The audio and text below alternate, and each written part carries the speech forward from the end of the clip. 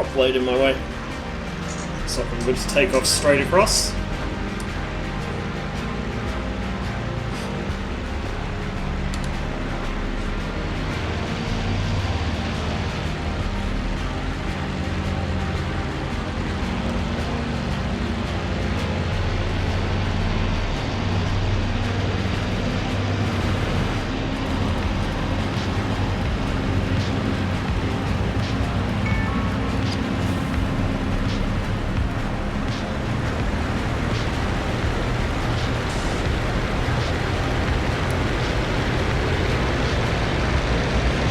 Oh my god, this is so much easier on the takeoff roll now.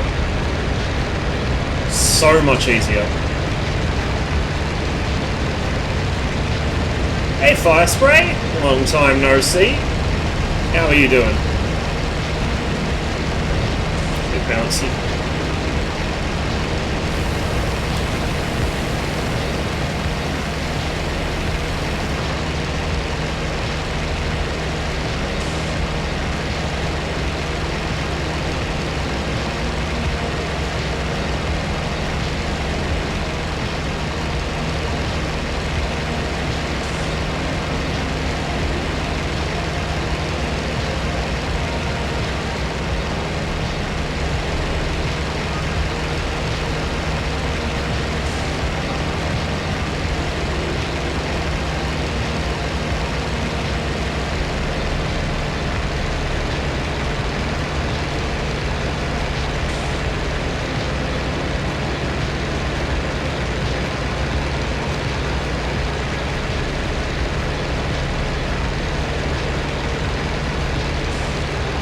Caught the beginning of the stream now.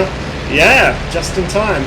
I've actually been, me and Jammer were talking for about the last, I don't know, half hour, 45 minutes or so, gone over a few things. From the sounds of it, the 110 actually flies kind of like a World War II Mirage, so I might look into getting into that.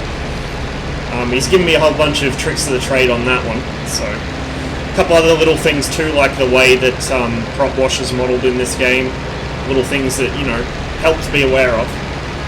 I'm doing alright. I'm a little drowsy, but otherwise I'm good. By the way, Fire Spray, I'm not sure if you saw, but there's been a flurry of activity on one of Hard Assault highlight videos. It's funny seeing the old crew all commenting together. Just like the good old days. Oh my god, this thing is so much tamer now with this rudder fix. By the way, TG, if you do want that, I suppose I could probably drop you the links through Whispers on Twitch or something. So there's, what it is it's, you need Auto Hotkey and VJoy, which is like a virtual joystick mapper. And using those two and a couple of scripts which you run, you basically get the game to detect the virtual axis and pick that up. And then you bind that, not your actual rudder pedals, as the control axis, and then you run the denoiser on it. Bought myself a new stick. Nice. I still got to fix these. Like, even though they're stable now, the pedal's still broken on the left, so I still can't use the left-hand toe brakes. Otherwise, the pedal actually lifts off the track and bad things happen. Dial back the mixture a bit so I'm not smoking the place out. Figure out where I am too, that would probably be a good idea. Alright, we're just passing Prokhorovka towards the artillery and dugouts. Get some battery on. Whatever happened to Hardest? I think he just kind of stopped interneting. He's still around. He commented on, I think, one of my YouTube videos a couple months or a year or so ago. He's still kicking it. He's just not on the internet as much, as far as I can tell.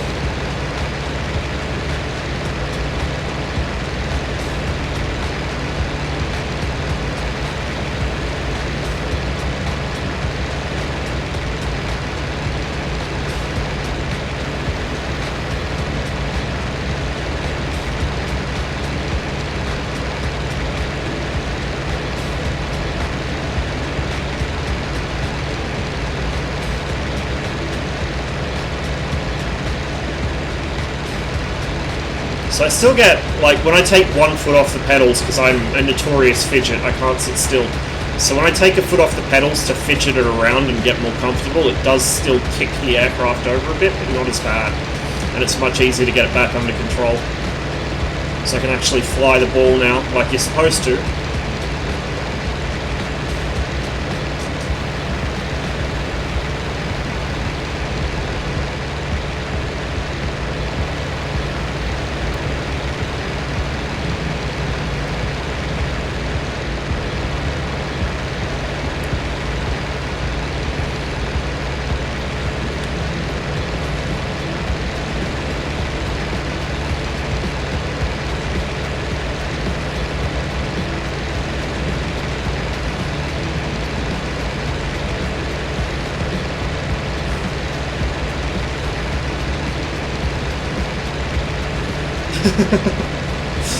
Yeah, I keep trying to get back into World of Tanks every now and then, and I just can't do it because I'm so used to playing competitively. Like, I have a couple bad games and I just quit. I can't deal with it.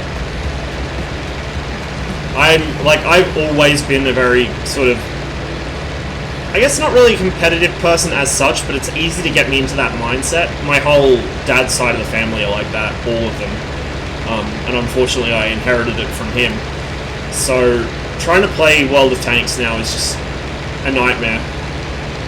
Because I don't have the good players to back me up and I'm missing half my mods, so like XVM in particular, I don't know what's going on around me. Don't know how good or bad my teammates are or which flank is going to collapse.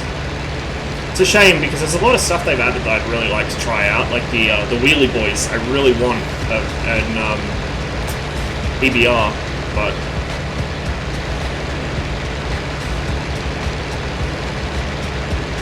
we are the puppies, yeah.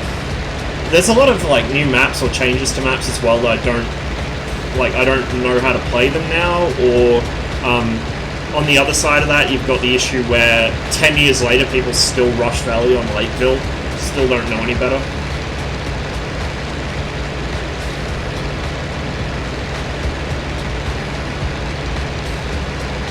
I'm a little dozy this morning, so I can't promise any good flying, but we'll try.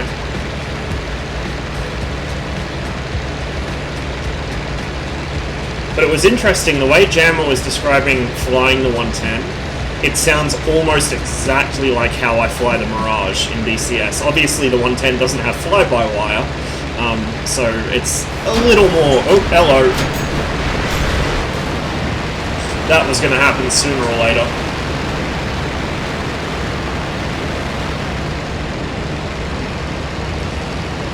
You know, it doesn't have the fly-by-wire, so you don't have the margin of error that you do in the Mirage, but it does seem like it flies quite similarly.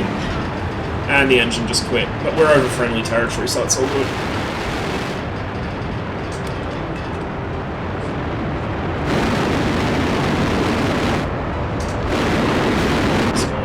He came up from underneath me. I didn't see him. Well, the nice thing is, out here around Prokhorovka, we are spoiled for choice when it comes to beautiful open fields to land in.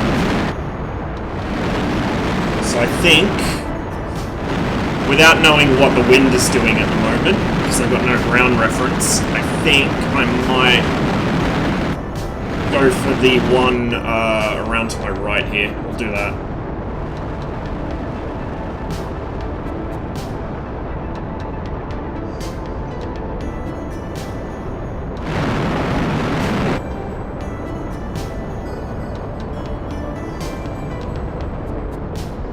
And we're landing uphill, which is actually a good thing.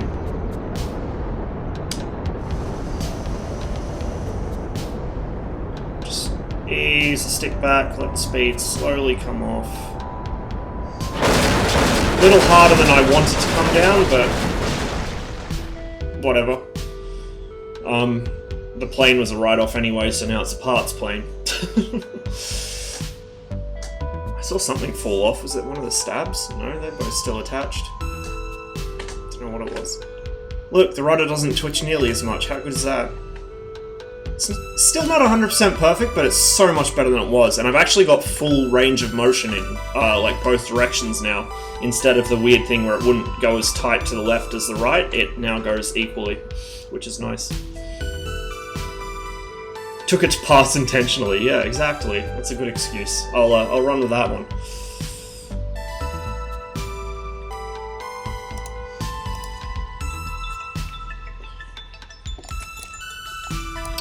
Unfortunately, when you fly alone, you do kind of lack situational awareness. Let's take another Yak 7.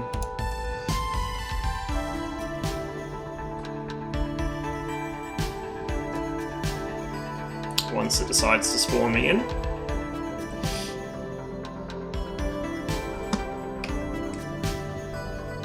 I was right, by the way. He flies with the white paint intentionally to bait people into attacking him. Well, I was kind of half right. I wasn't sure if it was that or if it was like a "don't come near me, I'm dangerous" thing. It's a "come near me, please" thing. Which is, pretty funny, actually. It's pretty smart. It certainly works.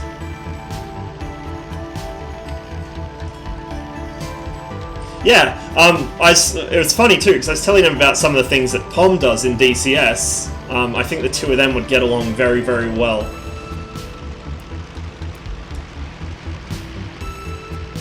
Oh wow, the texture pop's not nearly as bad today. Interesting.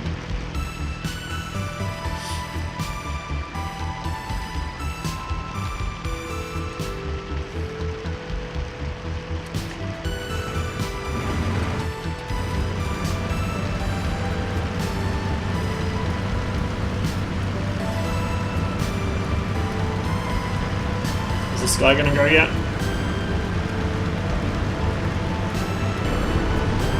Is that another P40? No, I see a... oh, maybe. Trying to see what the guy in the other... oh, it's a Peshka. Okay.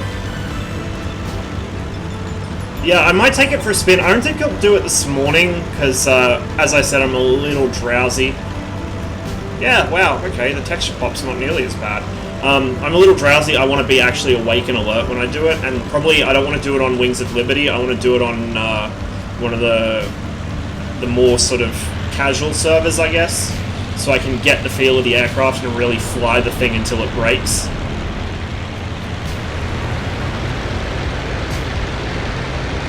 And I'm not familiar with German aircraft in general, so there's a lot of things like the engine management I'm going to have to pick up. Oh god, I'm sloppy again. There we go.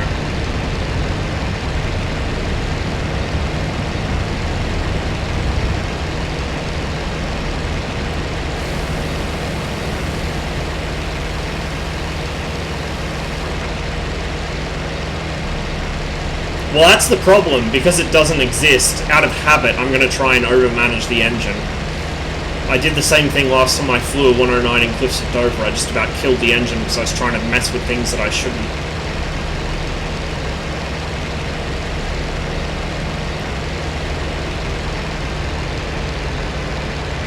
I probably shouldn't even really be messing with the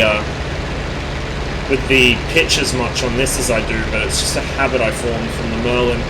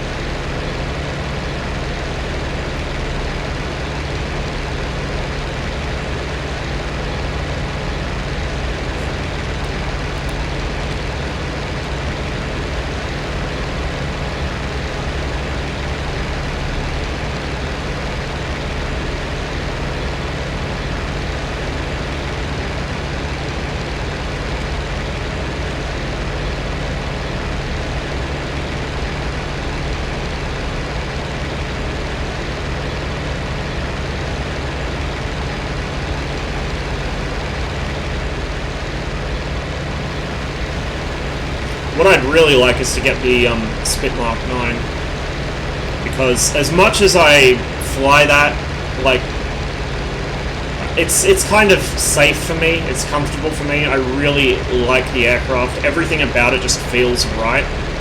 So although I do like to get other aircraft in now and then, I really wish I had the Mark 9 to fly on the maps where it's available. Also partly because on a lot of those maps, the Yak 7 and the Yak 1 are quite outclassed. Oh, hello, what's going on here? A little twitchy there. It's not, like, the denoise is not 100% perfect, but it's pretty close. It's much better than I was before. That twitch there was because I had the rudder sitting in kind of an awkward position. I find there's certain points on the actual sensor which might be the issue. And if the rudder's sitting in that position, it tends to be a little noisy even with the denoiser. Like you can see it just very slightly twitching there. But it's much, much better than it was.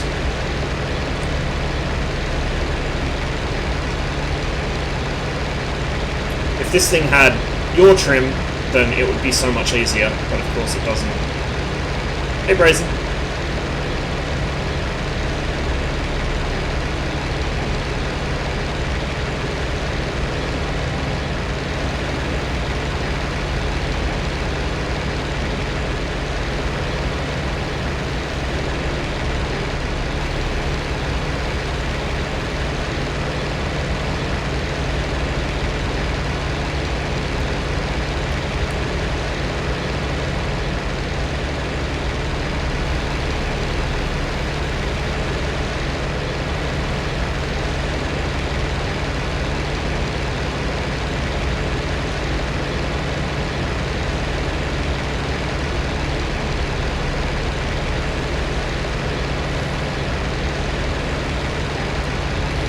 Nearly at the tanks. I don't know if we're going to have much luck dealing with whatever's attacking them, but we'll see. I know there is a 109 somewhere around here. He's a little further west of this point, actually, but he's probably heading towards those tanks.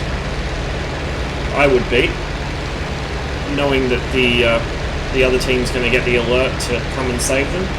That's exactly where I'd be going.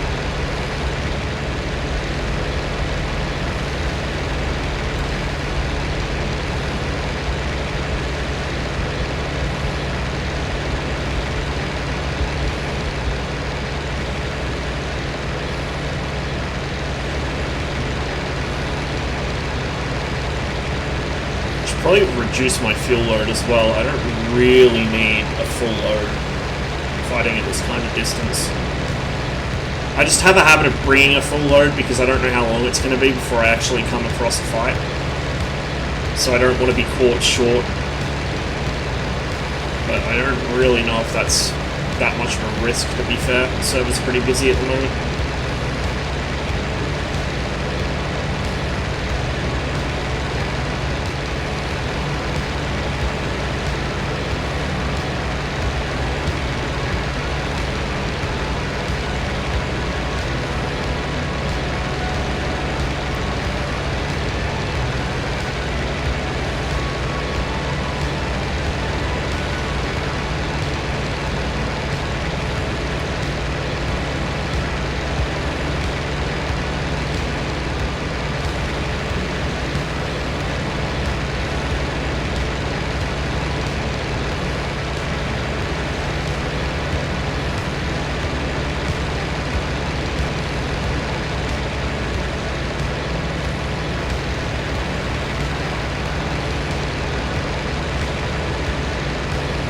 Don't want to get too much higher. I just want to be above the clouds. So I'm going to level off around here. And those tanks should be off my right wing. Whoa, shit, okay. There's our friend again. And I've lost my elevator cables, but I still have trim. It keeps happening. How do you recover an aircraft in War Thunder? War Thunder doesn't have at all realistic flight models, so take anything I say with a grain of salt because it might not work. But the usual way to recover an aircraft is center the stick, push the nose down. So don't use your ailerons, center the stick, push the nose forwards, put power on, and put opposite rudder in the direction of the spin. So say you're in a left-hand spin, you put in full right rudder, push the nose down, put the power on, but do not use your ailerons. That'll only make the issue worse. Yeah, we still got trim, so fuck that guy. We're gonna go land this thing. It's a friendly airbase right here. Do I no, I've got no actual control cables. I'm just flying with the pitch trim.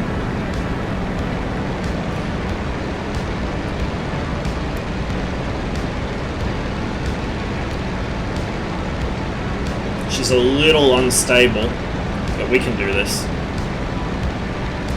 Bit of porpoising.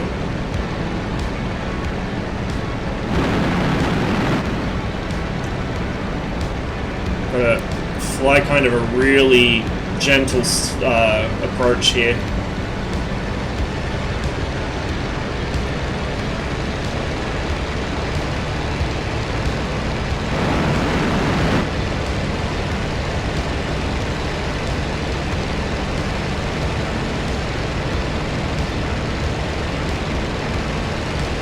Yeah, it caught me off guard too. That guy, that's a second time. I think it's the same guy.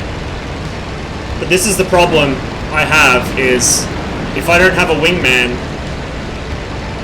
and they approach me, I think he might have come up from underneath me again and then shot over the top of me. And he waited until he was right on top of me to fire as well, which is a good move. That's how I would have done it. Stream sniper? Probably not. He probably just spotted me against the... he would have spotted me against the clouds if he was above me, or against the sky if he was below me. Like, it wouldn't have been that hard to see me. And he came in from pretty much right in my blind spot, so there was really no way I could have seen him without being a bit more proactive, which I probably should have been. I don't know if I should trust my gear here, but we'll risk it. Oh, no. Oh, that was a mistake. We should have left the gear up. Should have left the gear up. Well, on the plus side, I think my pilot survived that, but the aircraft's not in a very good state. Are there any aircraft that would have dual combat sticks plus a throttle? No. None that I can think of. If they have a second stick anywhere in the cockpit, it's to control something like a television camera system or a radar. There would not be two flight sticks for any reason I could imagine.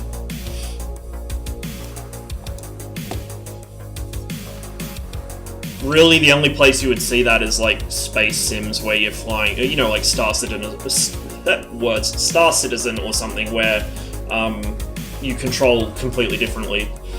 The way a fixed-wing aircraft controls, there would not be two sticks. There'd just be the one flight stick and then your throttle and engine management controls.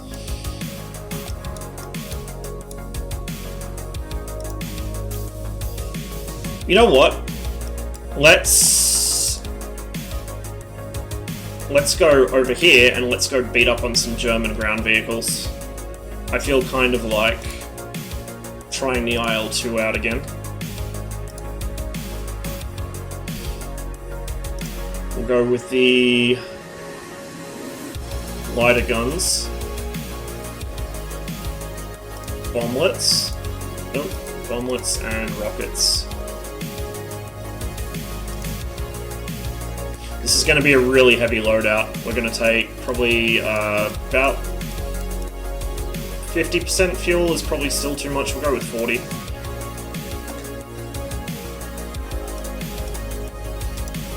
This is going to end in tears, I can already tell, but we'll try.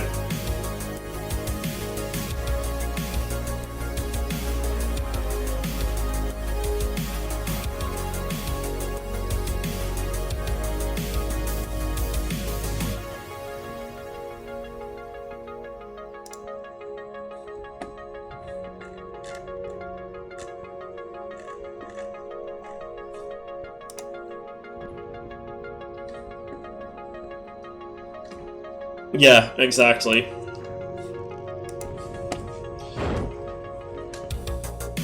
But yeah, like I said, War Thunder's flight models are really, really hinky. They're not realistic, they are not accurate for the aircraft they apply to. War Thunder's very heavily scripted, so unlike this where it's physics-based, like this still has issues, certain things are over-modeled or under-modeled. But War Thunder is purely scripted flight models, so all aircraft in a certain state will go into a spin regime. It doesn't matter what's going on or how historically prone the aircraft was to spinning. Just because of the way War Thunder does things, they will go into a spin no matter what. Which is not the case always in the real thing.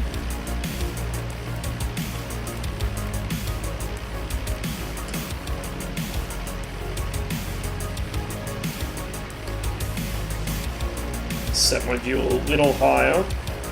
Actually, no, I should probably leave it centered on the gun sight, because that's going to be a real pain to center up. I got space off the nose? No, I don't. I need to turn right or left.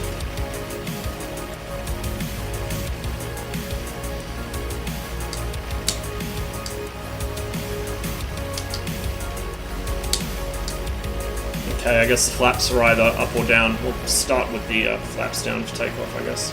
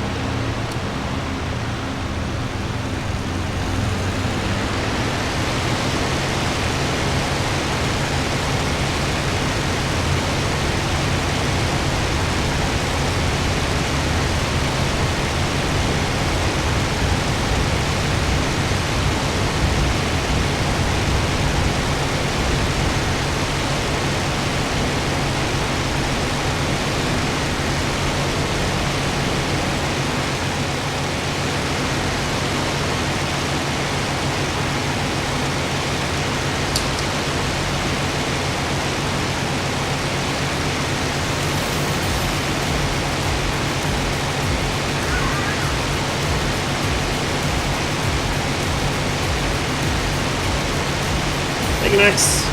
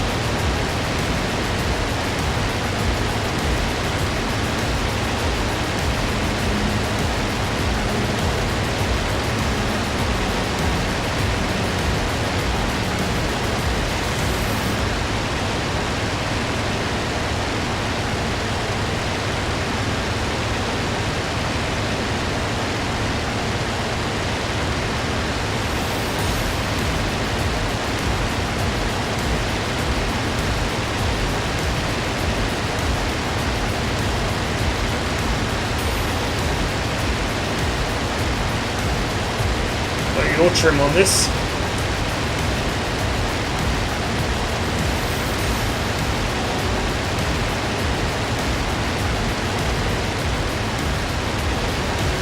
Oh, the visibility is so bad. So bad.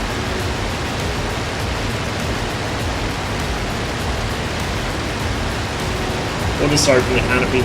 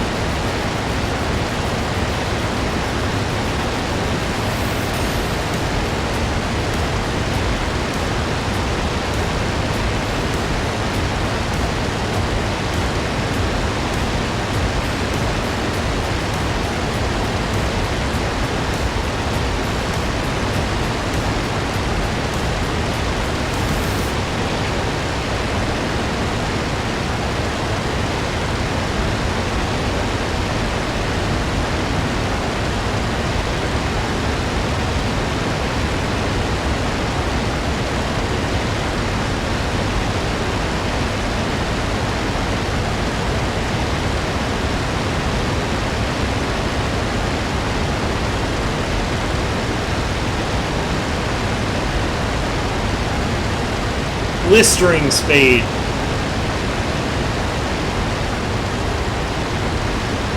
We do actually have roll trim, which is funny. No yaw trim, but we do have roll trim, which I don't believe I even have bound, because most of the aircraft I fly don't have it.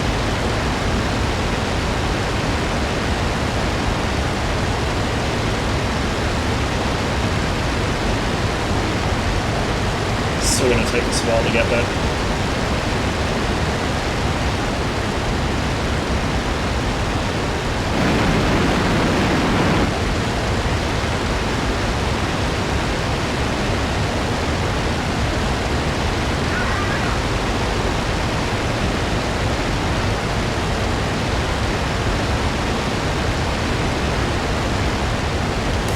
Must be awesome playing ground vehicles in this and seeing like a formation of IL-2s skimming the trees.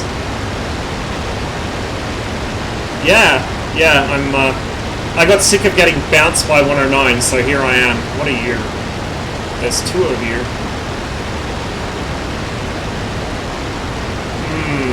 Twin engine, twin tail. I'm going to hope they're Peshkas. I think they are. If they were 110s, they'd be higher.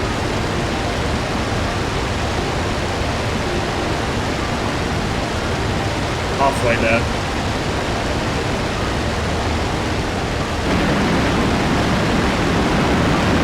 Very, very chalky ground here.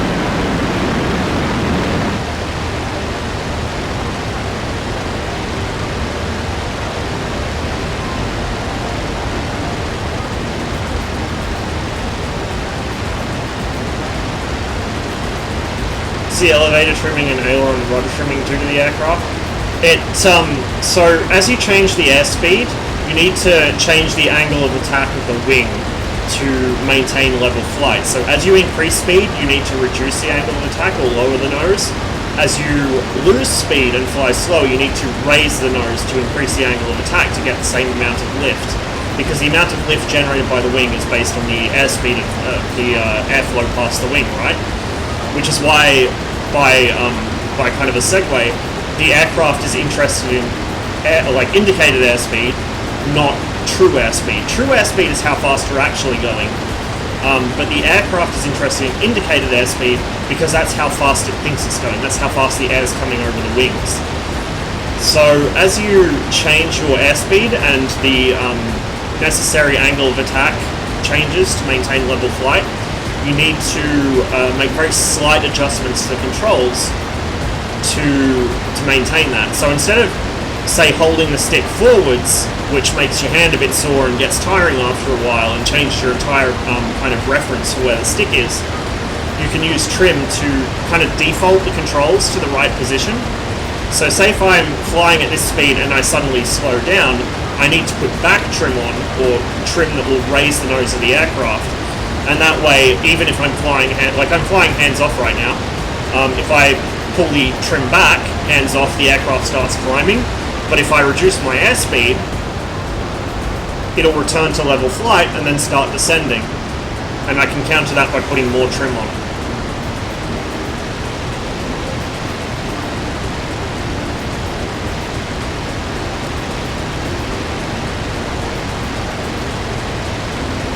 The other thing you can use trim for is in aircraft with compressibility problems, which a lot of World War II aircraft had.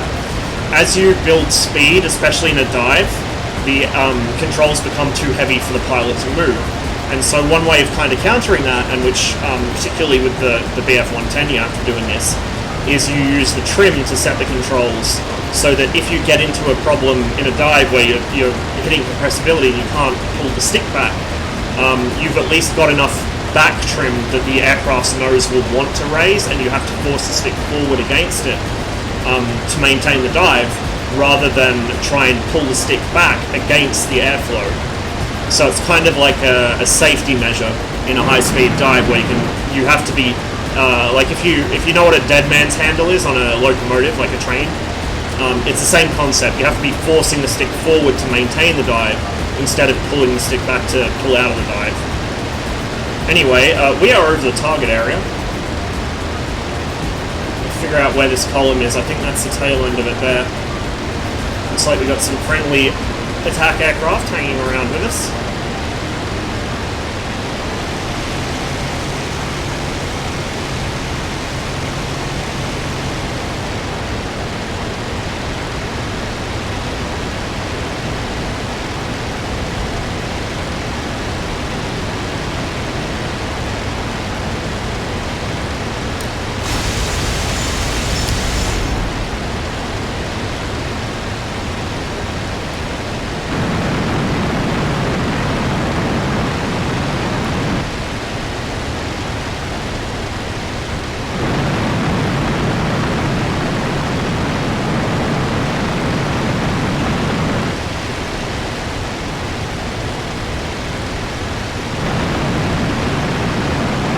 From the way he was explaining it, it's a mix of factors. It's partly that he does it, like he min-maxes it, he doesn't follow historical doctrine, and he doesn't take historical loadouts, he just flies the aircraft to its best potential.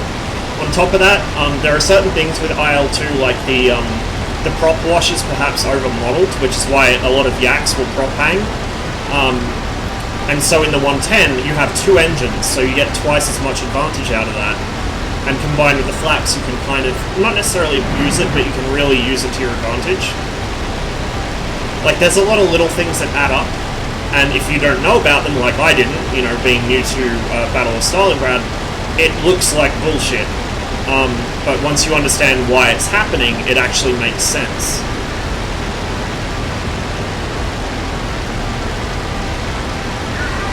Hey, Krupinski.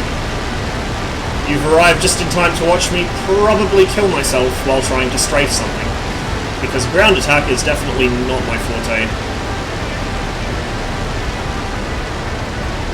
Struggling to even see where the targets are. I think there's infantry down there.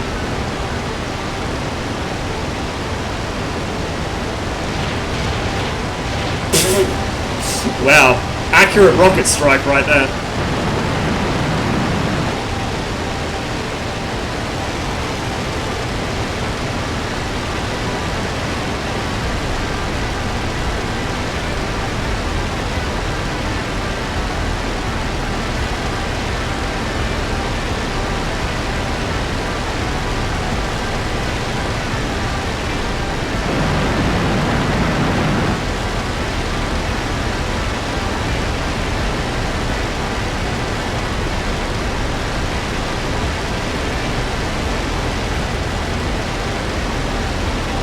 Insofar as yaw trim and roll trim, so aileron, well, rudder and aileron respectively, in World War II aircraft, because they're propeller driven, the propeller imparts like a corkscrewing airflow onto the tail, which pushes the tail sideways. So as you apply or remove power from the engine, you have to counter it with movement of the rudder to stop the aircraft from skidding or slipping to the side. So in order to do that, you can either do it, you know, manually by actually using the rudder pedals, which can get a bit tiring. And for instance, the aircraft I fly in real life, or used to fly, it didn't have yaw trim, so I would have to constantly be adjusting the rudder to account for the power of the engine. If you have yaw trim, so rudder trim, you can just use that instead of constantly having your feet pushing one way or the other. Roll trim is mostly, again, it's used to counter the torque from the engine, so there's a tendency for the aircraft to want to roll from just the mass of the propeller. In addition, if you are carrying an asymmetrical loadout, and this is more for jets, where you don't have a propeller to worry about, but if you've got an asymmetrical loadout, say you've got two bombs on one wing and nothing on the other, the aircraft will want to roll in that direction thanks to both the weight differential and the differential lift and drag being generated. So you use your roll trim to account for that. Where did that truck go?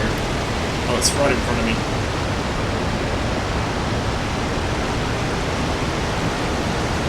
And I'm out of rockets. And I missed totally with all my bomblets. Like I said, I'm not very good at this whole ground attack thing.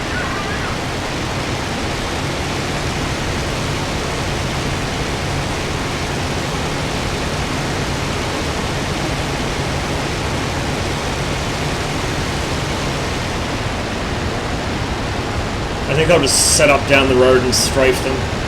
I don't even know if I have any bombs left, sorry. I don't know what it is, I've never been good at strafing things. I guess I get kind of shy of running into the ground, or I wait too long to open fire. I should probably be firing rockets, particularly from further out.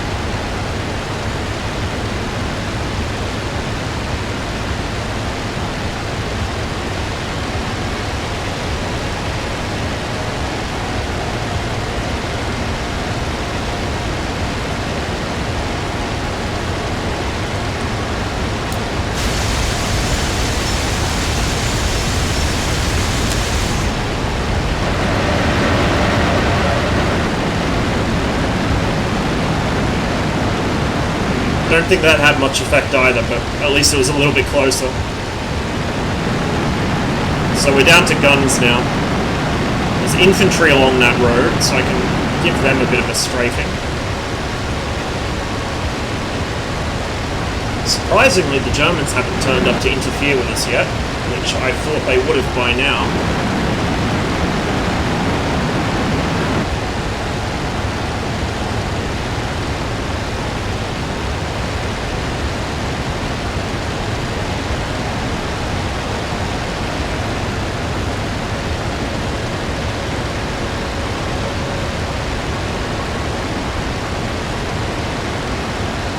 They're really hard to see though, so I think I'll just line up on this wreck here. We've got some right off the nose.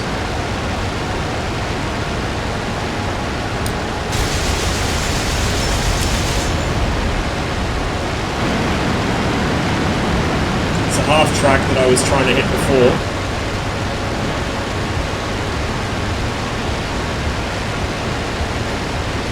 Come around and try for that half track again.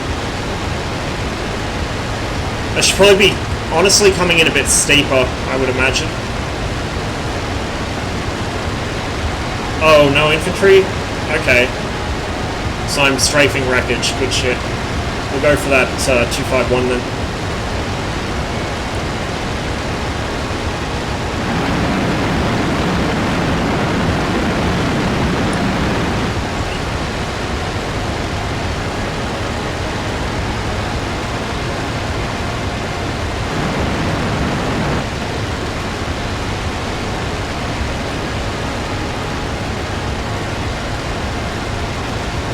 Real challenge is going to be seeing the damn thing.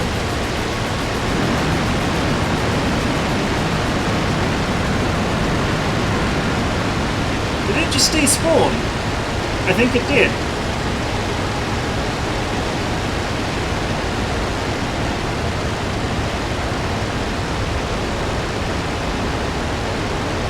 Oh, yeah, it did. Okay.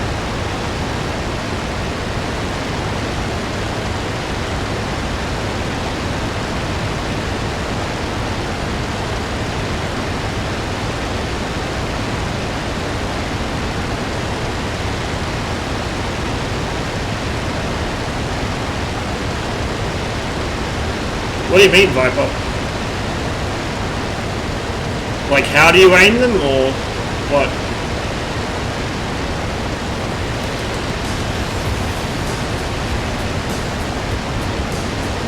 In War Thunder?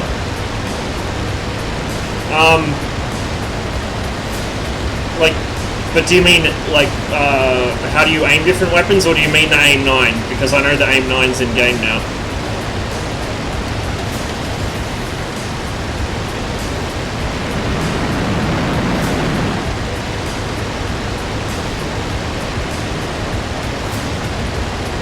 Probably return to base, to be honest. I don't think I've got any 23mm left, so we'll head north.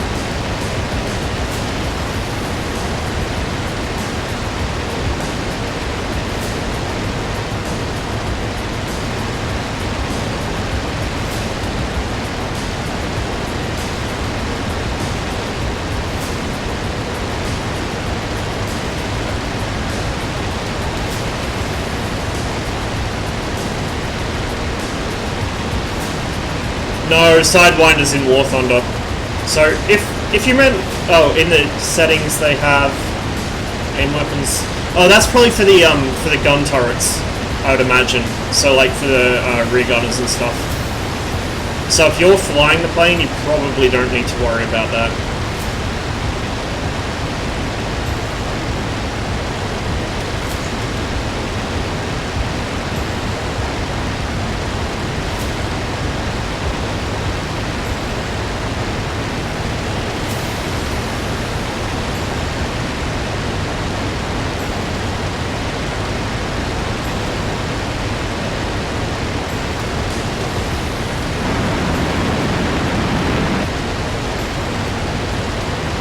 Typical, I get bounced twice by the same 109 in my yak, and now I'm in a slow, lumbering, easy target and nothing's anywhere near me.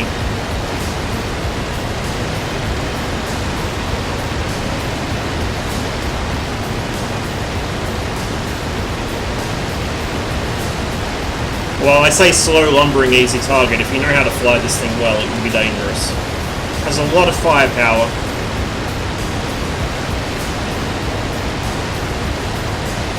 It's very, very robust.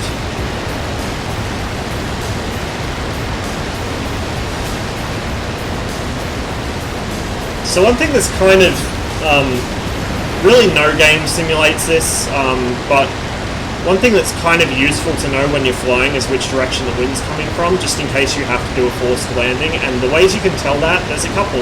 So if there's any smoke, you can tell by which way the smoke is blowing and how much it's blowing. If you're low enough, you can tell by the trees, so you can see you know, which direction the leaves are blowing. And the other thing is on like large bodies of water, like or large still bodies of water, like a dam or a lake, you can actually see there's a part of it which is flat. If there's like terrain shielding it from the wind, there's an area which is flat, and that's the side that the wind is coming from. Whereas the choppy side is where the wind is blowing to.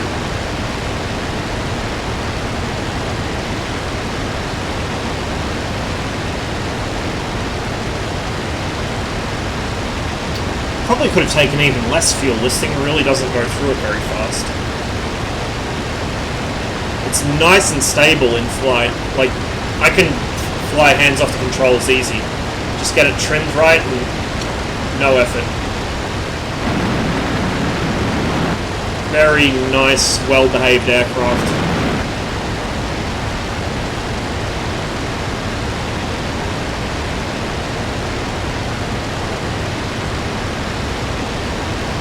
Yeah, like for doing ground attack work, I'd rather have the gunner, at least so he can tell me if there's Germans around, let alone shoot at them, but yeah, I can see that. In War Thunder, again, you know, War Thunder's flight models are a joke, but in War Thunder I used to use the IL-2 to harass people. You know, I'd use it for ground attack, but if they came anywhere near me, I'd just go, alright, you want to turn? We'll turn. And beat them that way. They're very dangerous to approach from the front.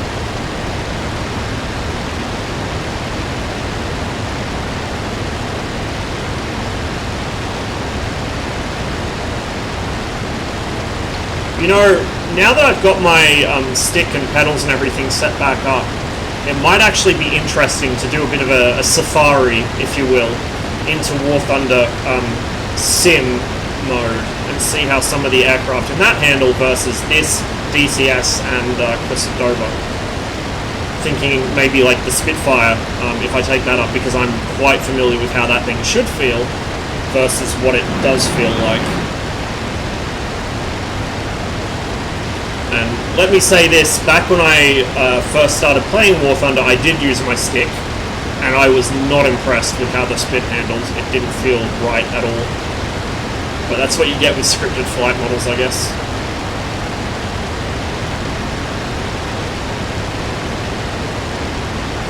It is, like, War Thunder feels a valuable place, don't get me wrong. There's a lot of aircraft in War Thunder that you're only going to see in War Thunder, because other sims either, you know, the aircraft aren't in their historical frame of reference, for instance, or they're just too obscure, or there weren't enough of them built, or something like that. So War Thunder does give you a lot of aircraft you'll never see anywhere else, which is nice. And it's also a really good kind of low-effort, low-commitment game. If I don't feel like plugging all my stick and pedals and throttle in and getting my track IR set up, I can just go on War Thunder and play arcade for a bit. You know, it's it's fun and it's kind of brainless action, but it's without the setup time of an actual sim. So it's good for that.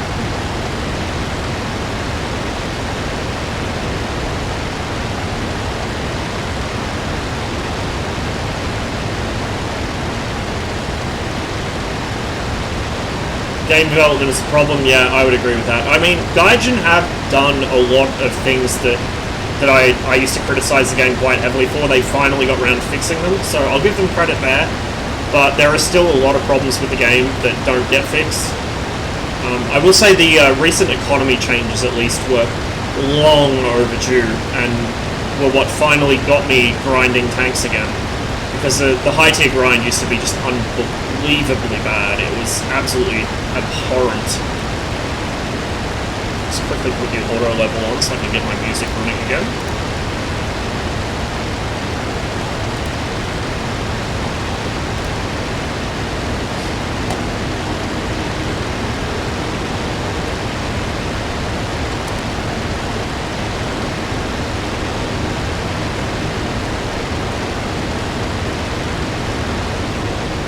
War Thunder was my kind of,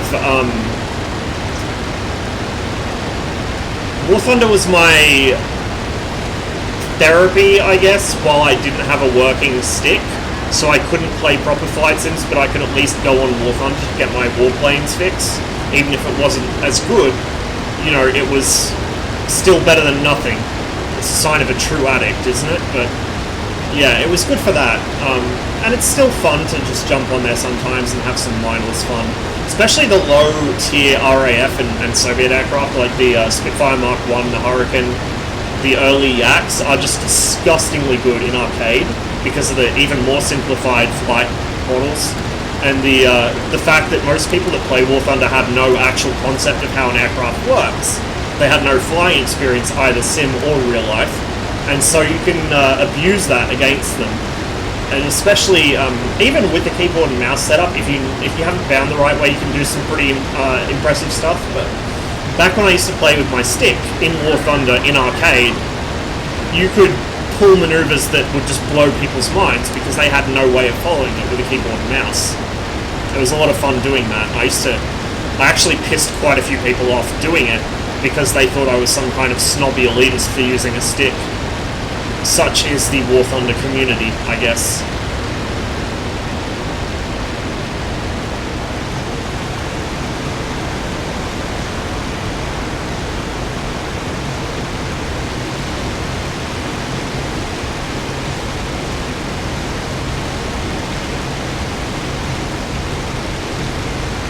Probably a bit low here, so I'll come up in a climbing turn so I can actually see where I'm going.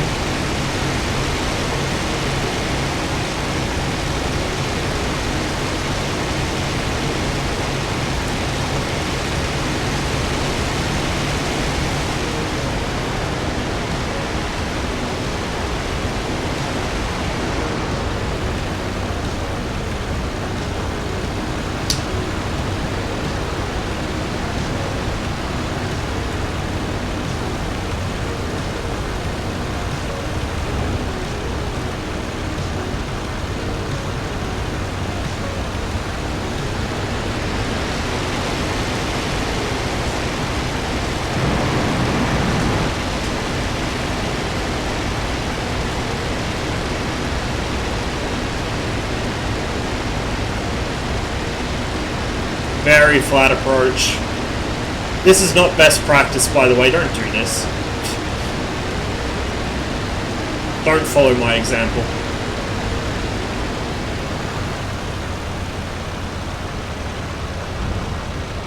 Whoops-a-daisy. There we go.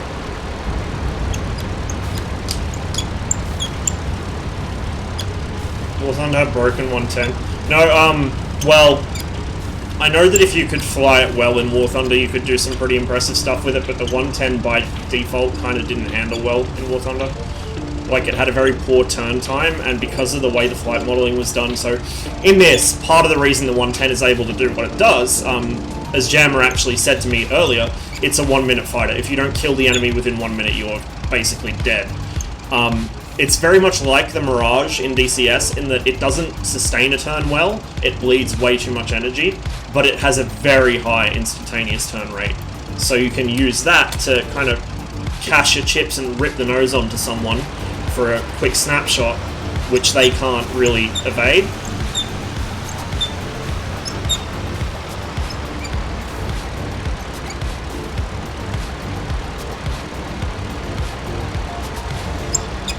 Well, the other thing as well is I'm kind of not sure if I'm going to have to change my setup for it, because at the moment I'm using my left throttle as my pitch, my right throttle is my actual throttle, and then my slider is my mixture. So I can probably fly it okay without differential throttle, but I don't know. I might need to remap my controls if I'm going to fly twin engine stuff with any regularity.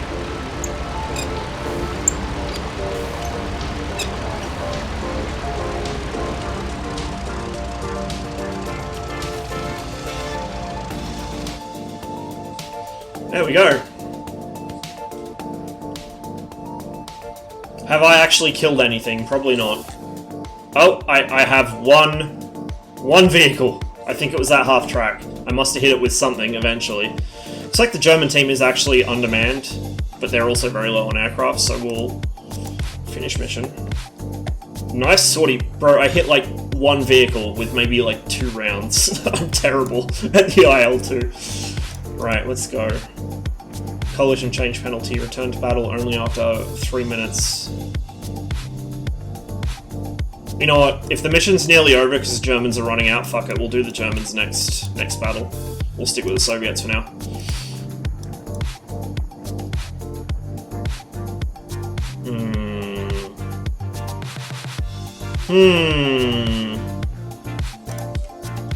This is going to end in tears, but let's do this. Have you flown the A20? No, not since IL-2 46. I used to fly it occasionally in that, but not very often.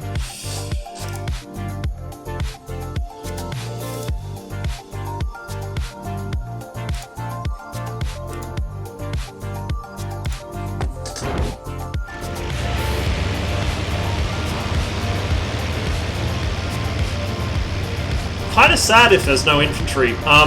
One of my very first flight sims, and one which I loved to death and played for a very long time, was European Air War. And let me just adjust my head position.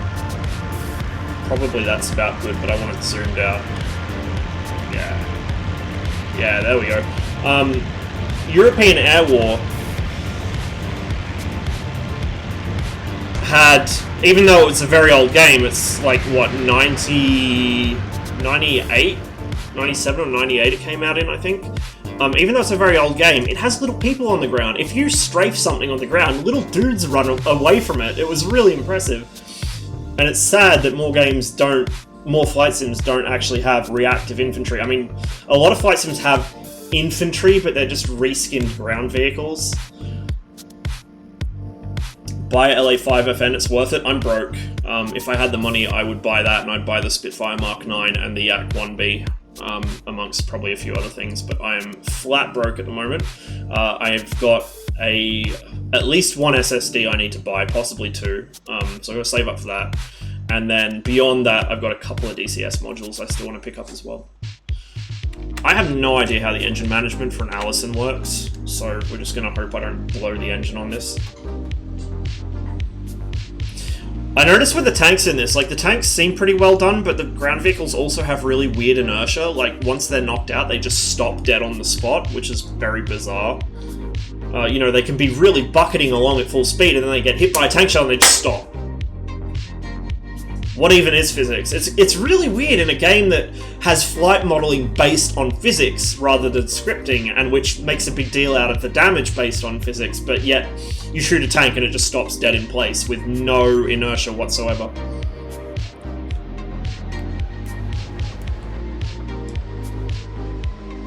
Show off. If you bind RPM to your throttle, you won't kill the engine. So what you're saying is, just pull this back, pop the interlock, there we go. Okay. See, I'm used to the Merlin engine, so I tend to work with the Spitfire's RPM settings. I'm very good at managing a Merlin. I'm trash with anything else. And, oh my god, I can't see over the nose. Well, around the nose, I guess. If I kick the nose right a little, I should be good.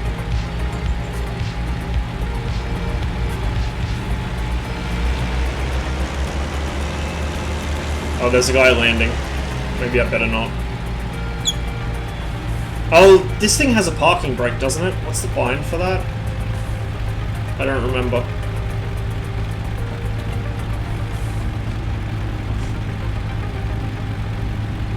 Bloody Americans putting all these fancy bells and whistles in their planes. Who do they think they are? Key mapping. Controls. Parking brake. Left shift slash. I need to rebind that. But whatever. Left shift slash. There we go.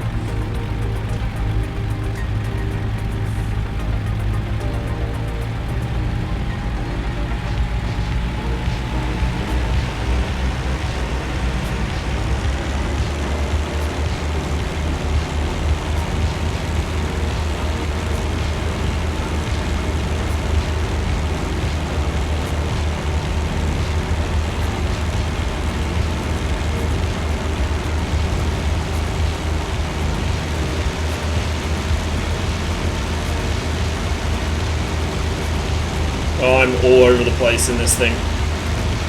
All over the place.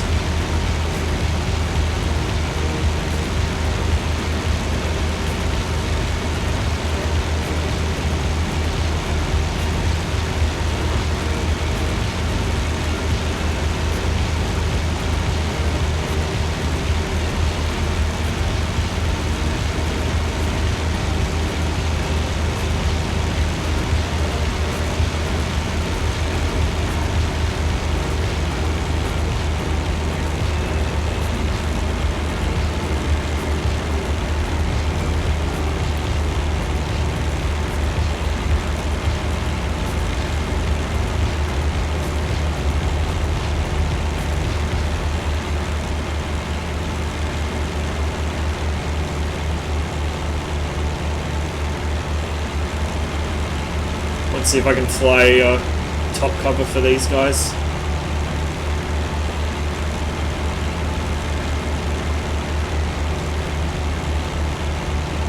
Minutes of combat mode, 5 minutes of emergency, 2 minutes of max throttle. Gotcha.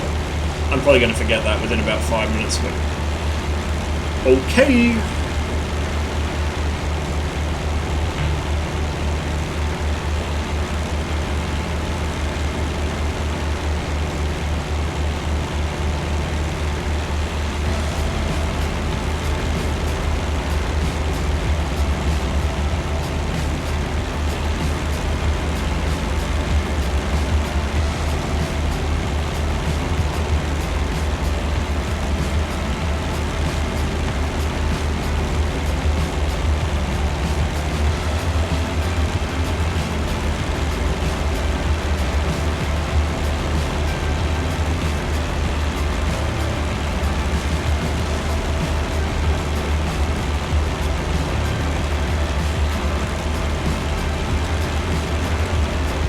Hey Jammer.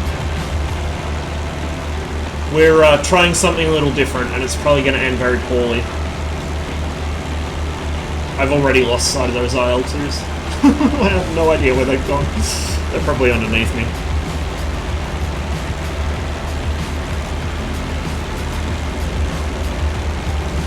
Imagine having situational awareness in 2019.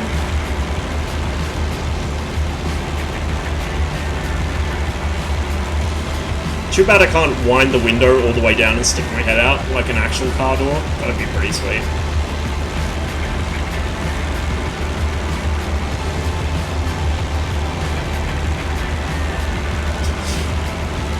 If I see a Ju-87, I'm not going anywhere near it, especially if it's white. I've learned my lesson. Certainly not an aircraft I'm unfamiliar with. If I'm in a Spitfire, I might do it, but I'm not doing it in this thing. I think I'm more likely to kill myself than get shot down by somebody in the P-39. I have no idea.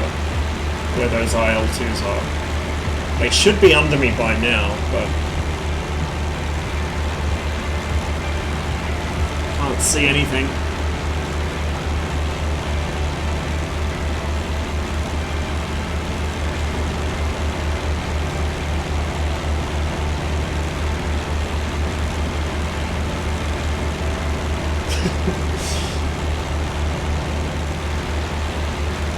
On the plus side, the HE111 is actually large enough that I might be able to hit it with the 37mm on this. I haven't had much luck in single player with it.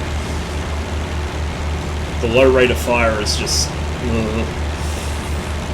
It's one of the reasons I don't like the... like, everyone in War Thunder raves about the Yak 9T, but I prefer the 9P and the 9U because they have a much better gun with a higher rate of fire. Even then, the 23mm is better in a lot of cases.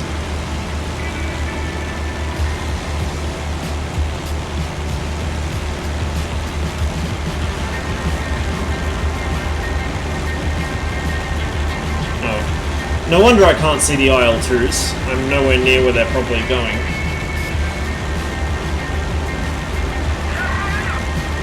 Does this have...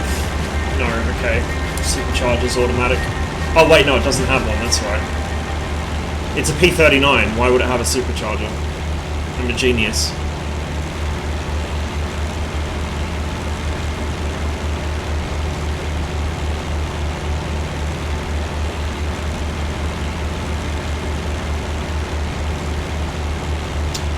I would like to see some of the later Yaks. 3s and 9s would be nice.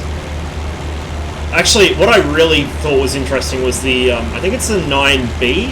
It's a Yak 9, but it's got 4, like, chutes behind the cockpit, in place of where the radio would usually sit. And it carries, like, I think, 50 or 100 kilogram bombs, like, inside the fuselage. So there's no drag from it. Pretty interesting idea. I mean, I don't know how effective it was, and I'd imagine it's not very accurate bombing-wise, but interesting concept.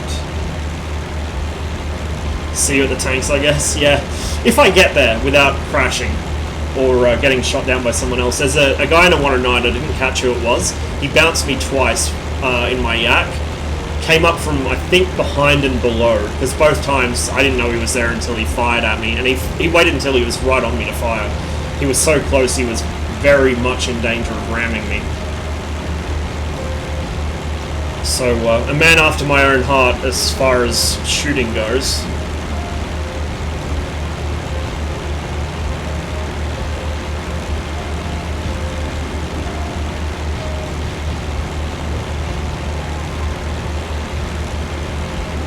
Yeah, I might do it next mission. I don't want to have to deal with switching teams on this, and I think the Germans are running out of aircraft anyway. So it'd be kind of shitty of me to take a bunch of their 110s and crash them all, because I probably will. So I might go German next mission and fly.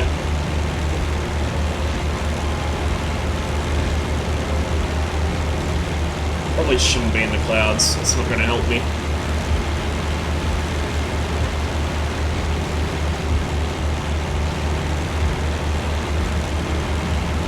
There's something. With his lights on. Might be one of those IL2s. I think one of them still had their lights on, forgot to turn them off. Or just decided not to. Oh, hello. Wait. It's green and black. That's a Peshka. Yeah, the P39 does have an interesting engine sound. I mean, I'm very much biased. The Merlin, to me, is the best sounding engine that was ever built. Beautiful sound. But, yeah, P39 sounds okay. It sounds kind of more like the Griffin in the later Spitfires. It has more of a growl to it. Let's make sure there's no one sitting right behind me. That is probably friendly. I think he's... Is he? Can't tell. Let's go down and have a look.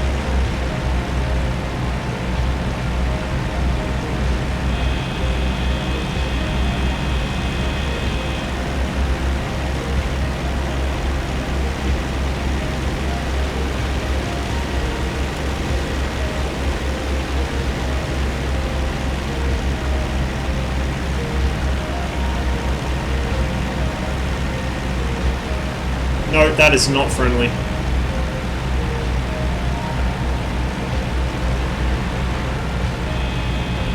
Well, now we know it will go up and get shot.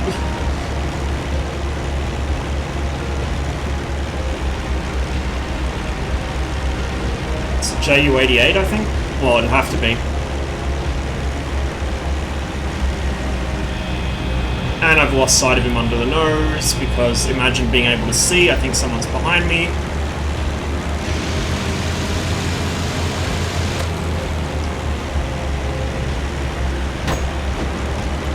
I need to really stop sitting on people's tails like this.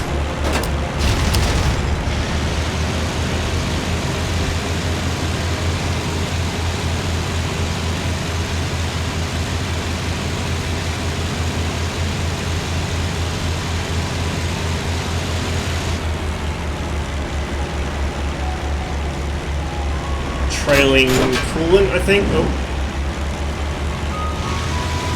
109.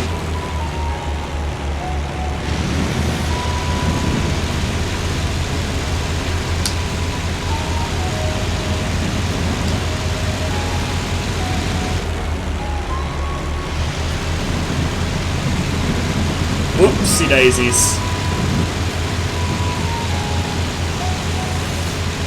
Wow, propang! Big propang.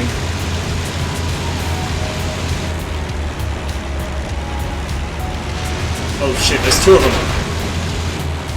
There's two of them. I think I'm toast. Which direction am I pointing? I can't even see my compass anymore.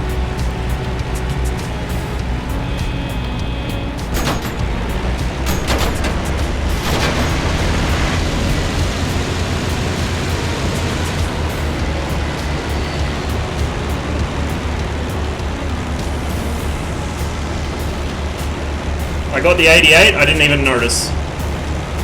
Oh, there we go. I couldn't see the ground well enough to tell how high I was. I think I'm in German territory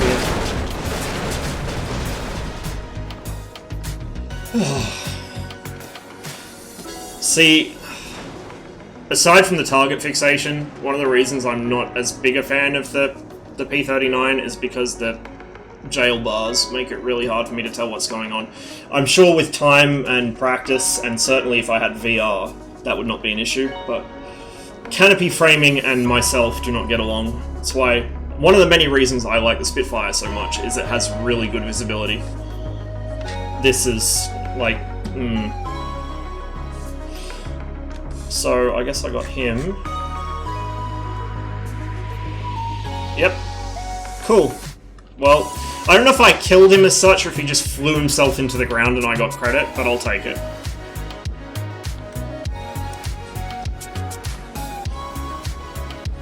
Yeah, captured. I came. Oh wow! I came down right by one of their airfields. In fact.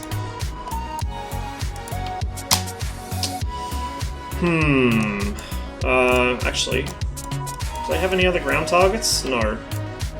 Just airfields. Okay. In that case, we are going to. Although we probably don't even need to at this point. We're going to take a yak up.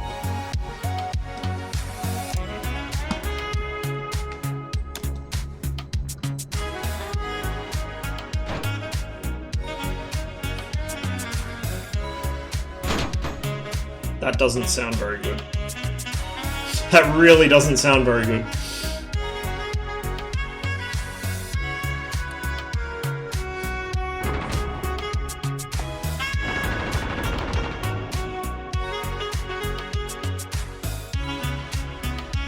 It's taking a while to load in. There we go. Not sure who was shooting.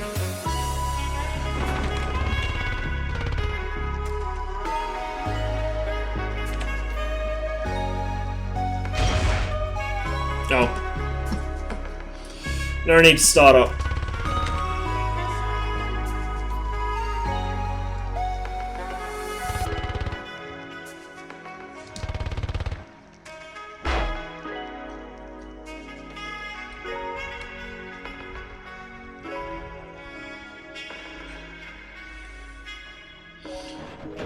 Cockpit of this thing is so simple, coming from the P-39.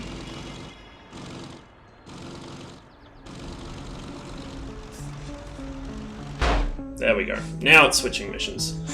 So yeah, we'll see how we go with the 110. Probably not well to start with, because I've got to get the feel of the thing. I think I've flown it for like all of about probably a minute or two, just against AI, so we will see. Want me on voice? I mean, if you want to be, I'm in my Discord server at the moment, not 345th. There's a link down there somewhere.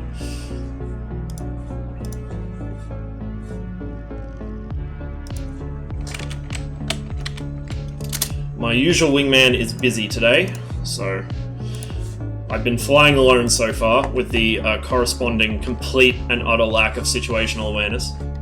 Wait, mission failed? What? Didn't we win?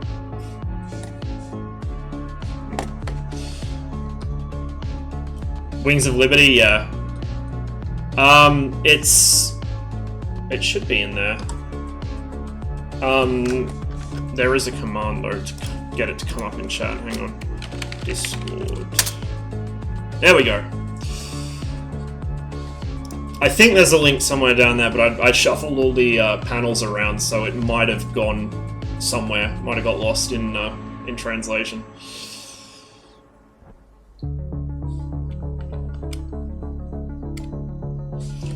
So, one thing I probably should ask while I've got you here is, I don't know how much differential throttle is a thing, but the way I've currently got my setup bound, because I've got a HOTAS with 2 throttles, is I'm using the left throttle as my pitch, because I mostly fly single engine, and then my right throttle is my actual throttle. So I can't do quick differential throttle stuff. I'd have to, you know, select the engine and do it that way, but for what I mostly fly, this setup works better for me.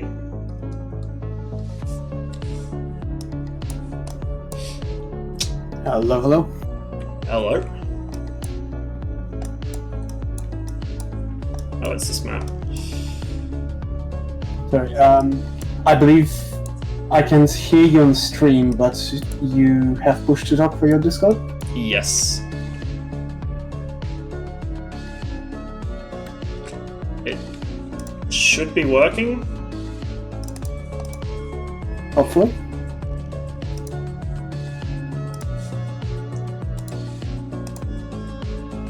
And you were talking about differential throttle. I don't use that in the one. Okay, well that simplifies things a lot. Yep, the popular targets for the red on this map is the northern fortified area or the southern blue effort. Pick your poison. I might go with the south, I think. So... Roger, roger. We'll make it about 40% fuel. Actually, we'll make it, you know what, we'll go with about 35, probably. No gun pods, because that'll just slow me down.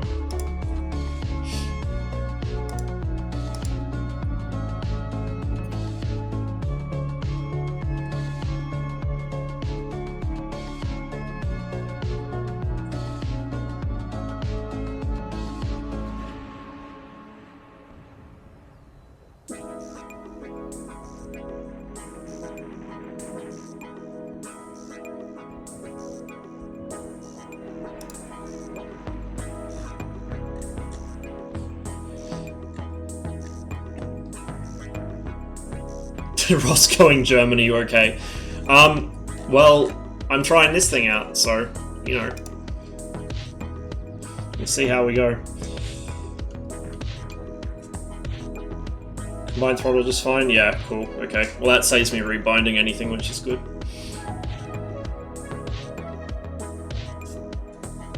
I did hit start, didn't I? Apparently not.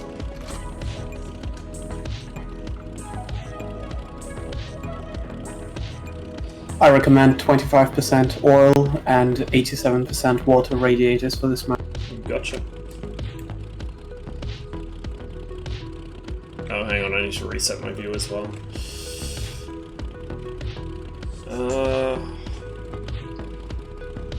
That's right behind the gun sight. I might set it slightly high. Actually, is that gonna... I've set it about here. That should be right. Alright, hang on. Run that past me again. 27 and 87, was it? 25 oil, 87 water. Oh, my radiator controls are reversed on this for some reason.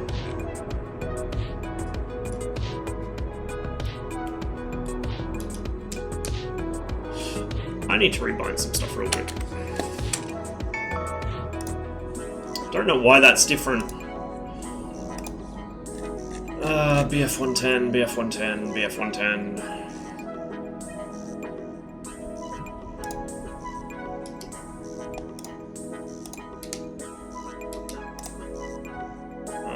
BF110. Water radiators. Ah, I see why. I see why. Well, we'll just change that, since I may as well bring the spit into line with everything else.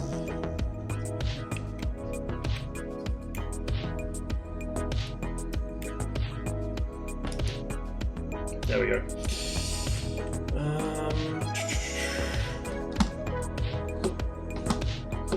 So we have no pitch whatsoever, so I don't even need to worry about that. I may as well relink the throttles. We don't have mixture either, so I don't need to worry about that. Well, that simplifies things.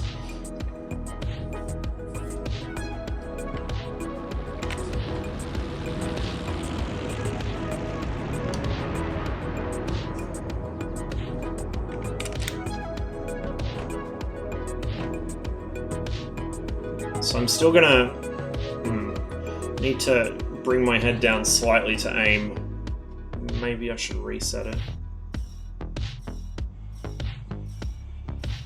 I tend to like sitting up a bit higher so I have better all-round visibility, but it's a little sensitive with the head movement, so it'll be alright. We'll see how we go.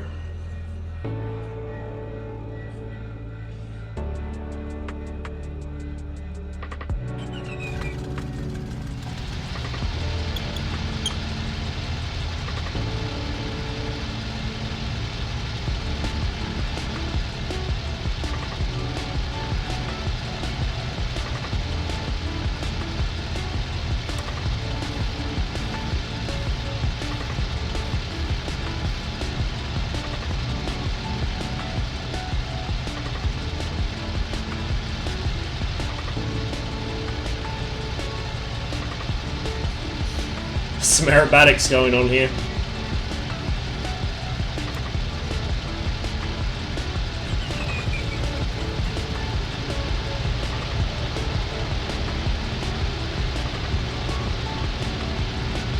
Don't forget plus 50% pitch and plus 32% yaw trim.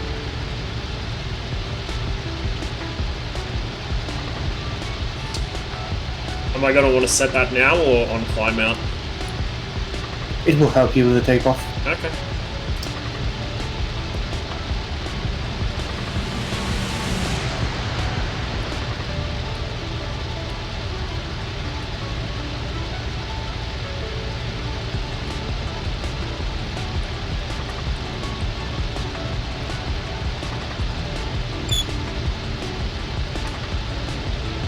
Shut up, Yusko.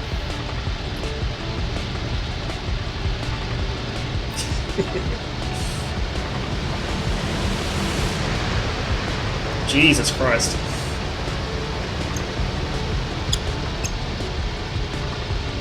Now we play Find the Runway. I think I'm It's a straight takeoff. Straight takeoff? Field. Okay.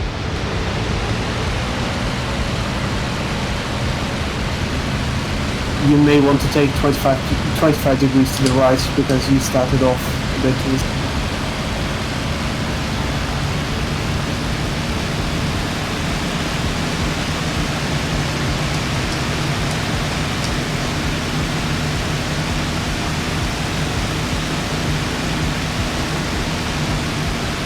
You don't need to use flaps for takeoff. not with this fuel load.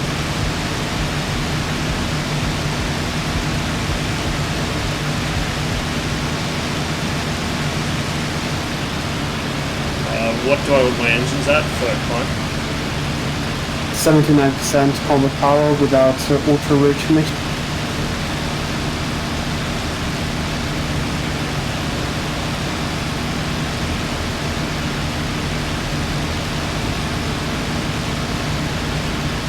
And I recommend to climb about a kilometer above the clouds.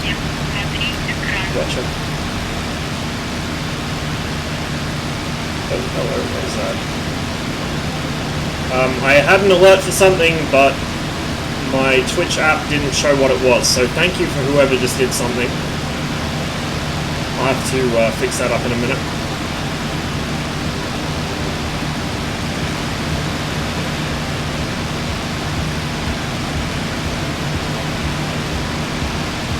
I'm starting to get the impression I might want to actually buy into my roll trim.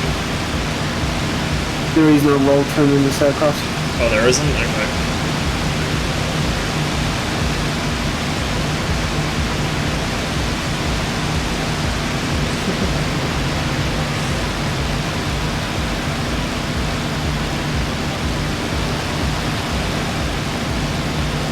Oh, don't forget, tilde F1 sec. Tilde F3, F1, F3 to set the gunner for long range.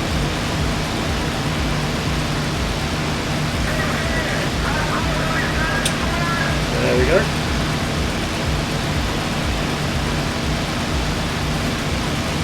And if you move your head to the side of the cockpit and look back, you will be able to see where the gun is.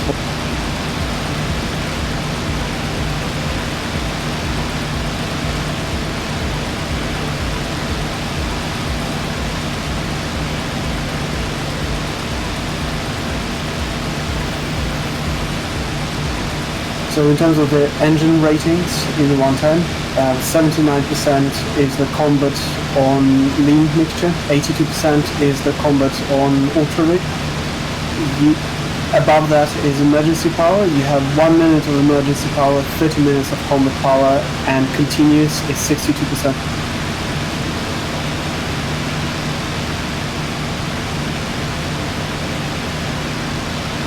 BoS use a different mixture binding from the other aircraft because I don't appear able to change it from the usual You can use the mixture.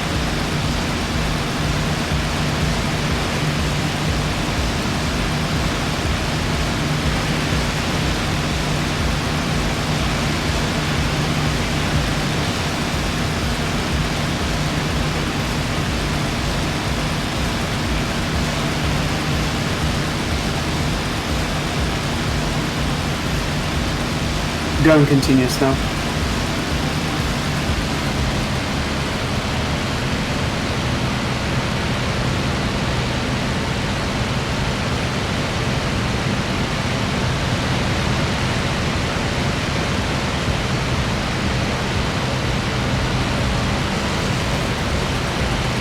So, just to demonstrate what 110 is capable of, if you can actually go up to the combat power and then pull the joystick in the bottom right quadrant hard and kick the right rudder in as well.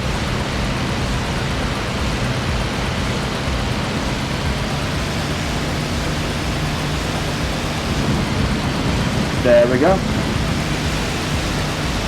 There we go. That's pretty impressive. Yep. Especially Now go size. into the settings on the camera and remove the head. Remove the which, sorry? Settings, camera, head shake.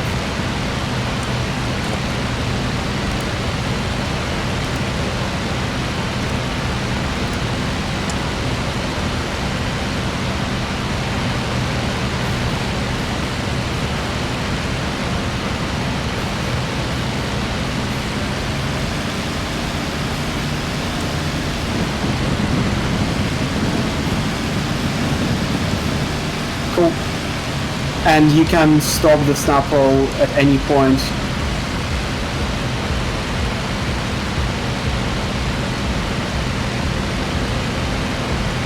i.e. you can do half snap, quarter snap, up to you.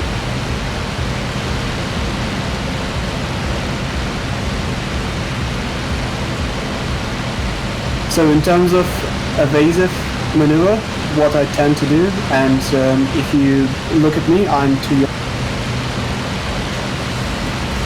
Whereabouts? You cut out. I'm to your 10 o'clock low. Oh yeah, I see it. Right. So just to demonstrate kind of the approach that I take, if we have a 6, dive to gain some speed and establish slight horizontal turn so that we can see what the enemy taking the deflection lead. Then as they're coming closer, we just weave onward. Once we see them take the deflection shot, full nose down, right rudder, right aileron to change the direction of the flight. I think I've lost sight of you under my aircraft. Right. Could you actually attack me? I'm to your 2 o'clock low.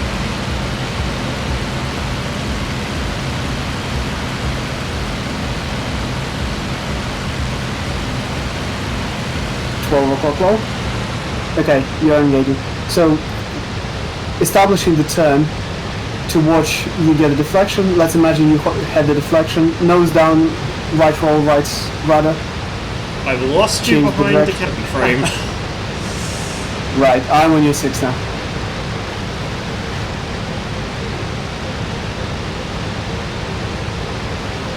Oh yeah, I see. Okay, could you try it yourself?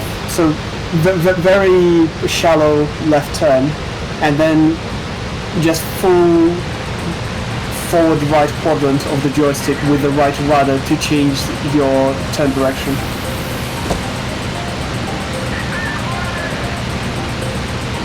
Okay, you pulled up into it instead of pushing over the nose. Oh, nose down? So Yep. it's forward quadrant. Okay. Yep.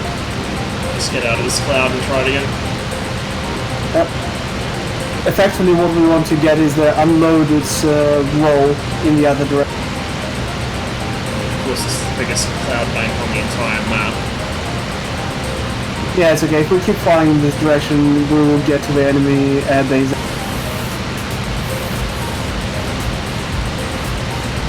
Yeah, I usually do fly with head shake and stuff on, so I'll probably turn it back on later. We'll see how we go without it for a bit. I use it for the same thing, stall buffet, plus immersions. Give it a go.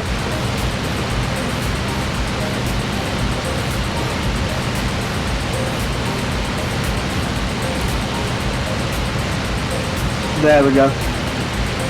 You don't need to go all the way down, kind of keeping the same 5-degree dive attitude for the evasive, but you had a pretty fast roll rate in the opposite.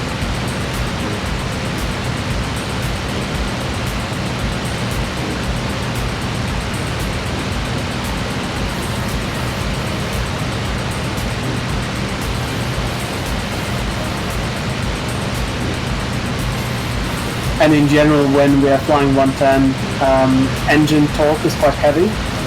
That means elevator has adverse yaw, and you can actually exploit the adverse yaw generated by the elevator, which is why in the snap roll, it isn't just the fact that we're stalling the wing, it is also the fact that the engine torque produces more yaw that helps you to snap roll faster.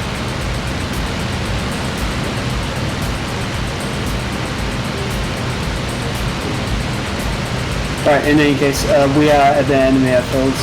I suggest we go back to the target.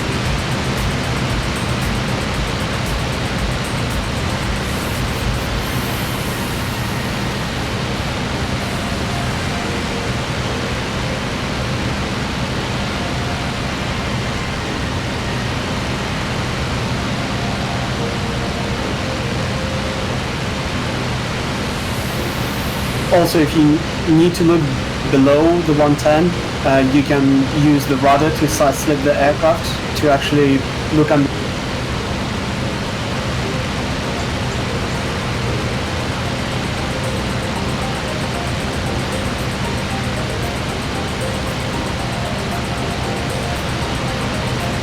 totally lost sight of you now. I'm with you, Fix. Okay. I'm with you. Yeah, Transition taking a to while to 7. get used to these canopy bars. Yeah.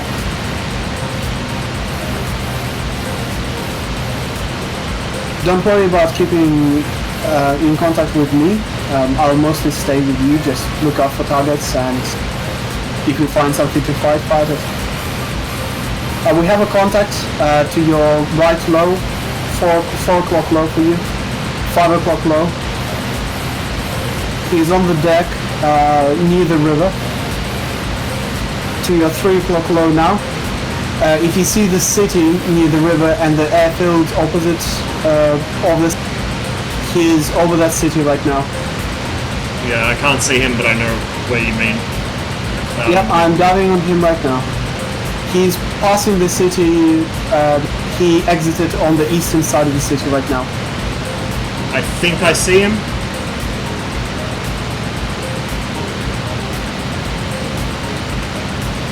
He just flew flying over the forest near Yep, the... I'm on him. Well, okay.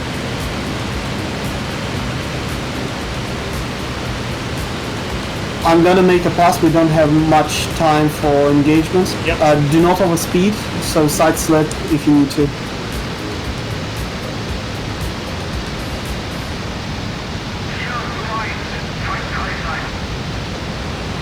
And it's a Peshka, watch out for the gunner. Do not come in just on his 6. You need to do slashing attacks.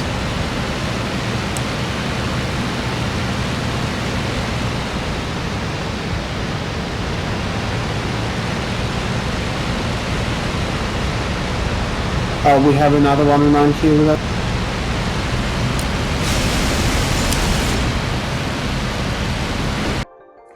I got him, but he got me.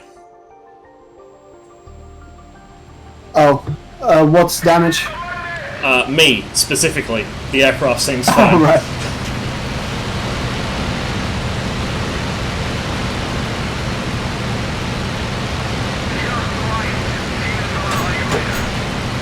Took hits from something else. You got me as well.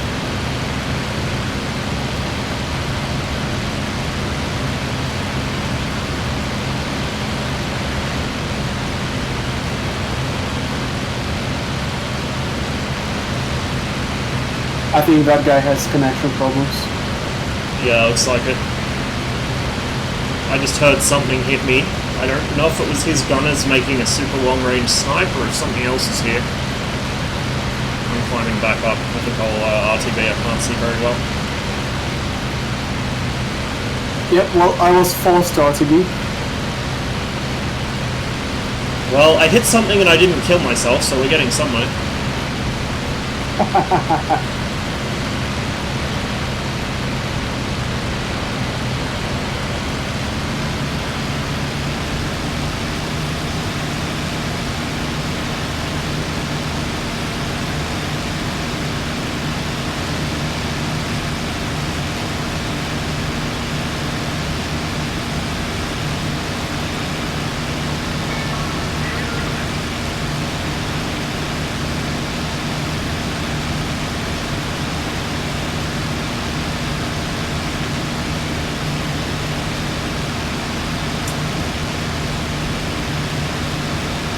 I've got to say, I'm not the biggest fan of how the Germans did their cockpit instrumentation. In which way? My airspeed indicator is buried down in the center of the panel, behind the stick.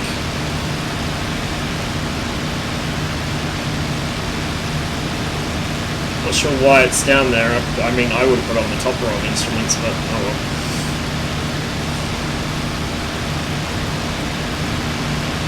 Yeah.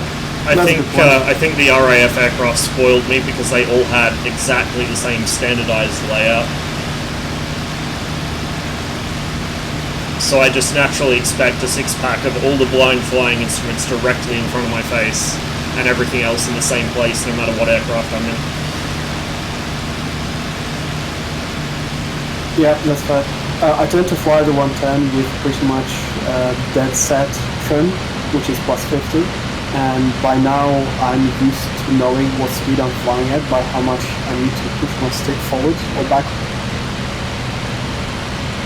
So I hardly ever pay attention to the airside.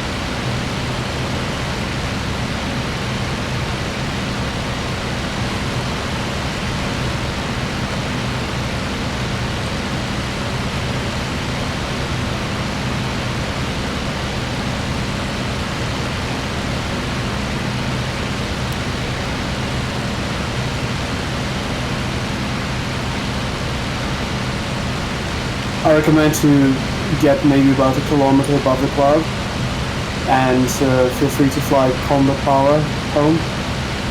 You'll be home before the exhaust runs out.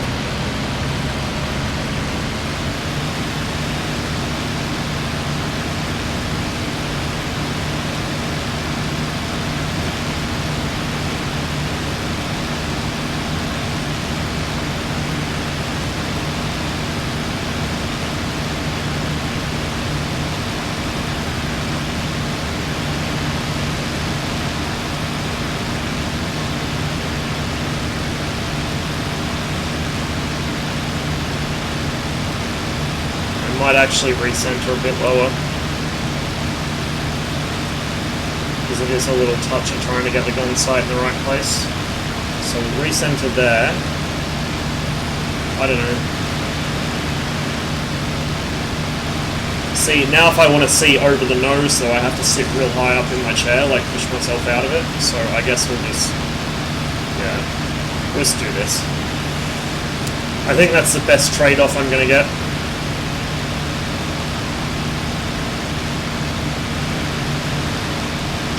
About the altitude I want to be now.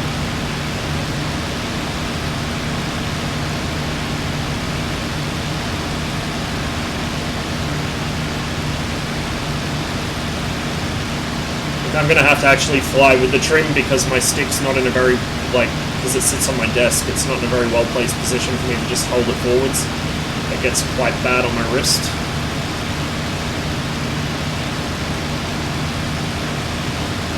That's okay. I've already got a list of notes sitting next to me, so I know what the trim settings are now.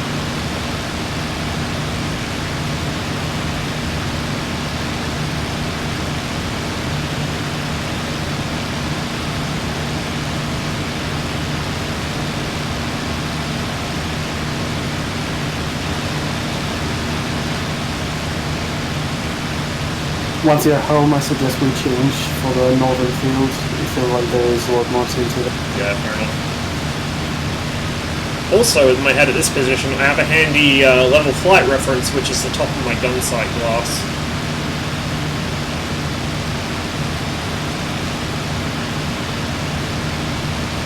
Feels twitchy. It probably looks twitchy because I don't have any experience flying it. So I'm a bit all over the place at the moment.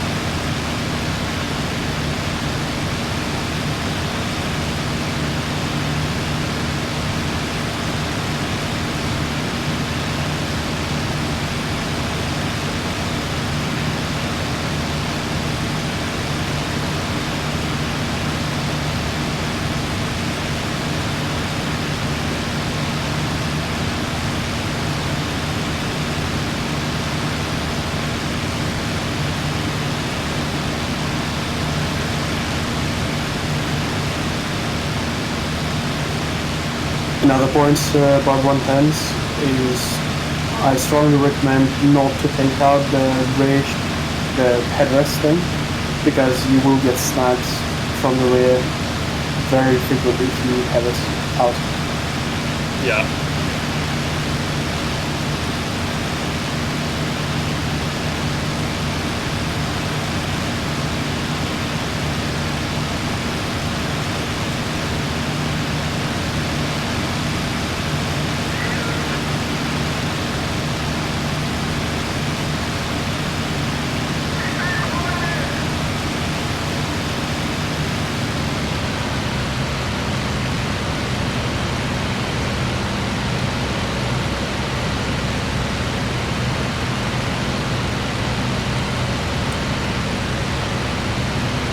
does it feel compared to other aircraft? I don't know, I haven't really got the feel of it yet. It's gonna take a while before I can compare it to anything, I guess.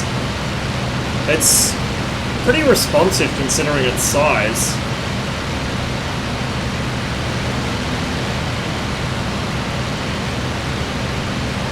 If you want a flashy return home, I suggest to put it into a spin to the ground and then recover.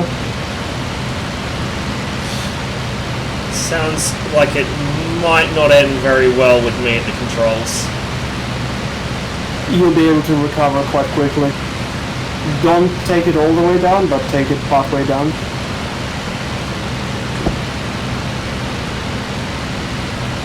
You will also find that you will actually struggle putting it into the spin to begin with. I'm not even sure where the airfield is. It should be off my nose, I think.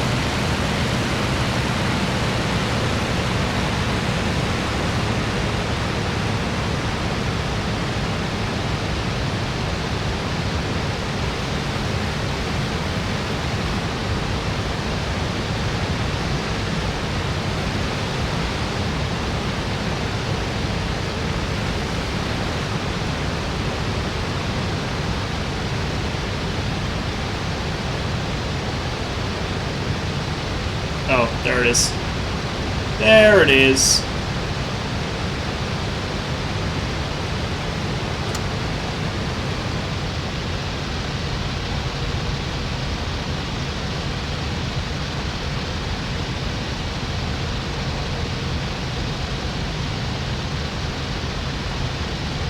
Bleed some altitude and airspeed.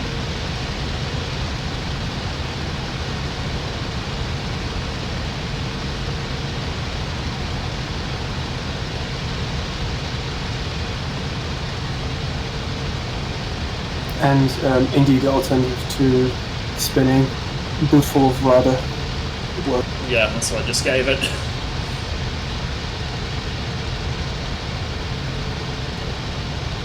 Okay, I can't really see my airspeed very well. It's still fast. So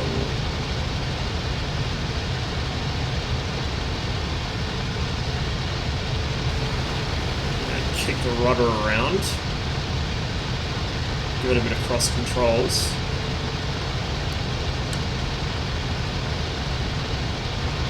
Still fast. I think what I'll do is I'll come around again.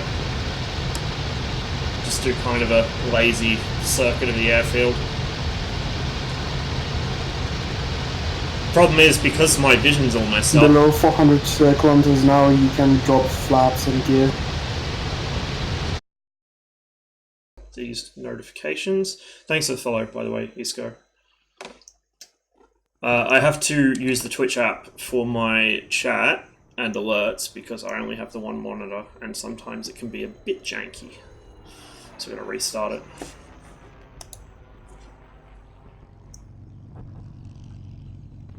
There we go, that's fixed.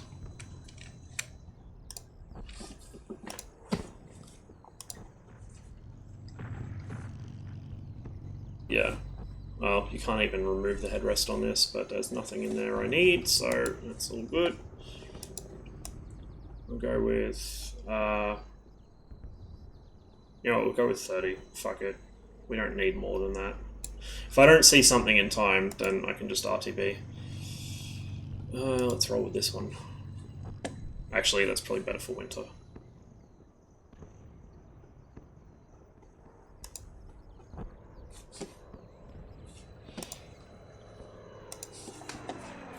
Yep. Camouflage makes the most difference. I like to make sure I'm making a fashion statement every time I fly. That's why I'm white. That came out very wrong.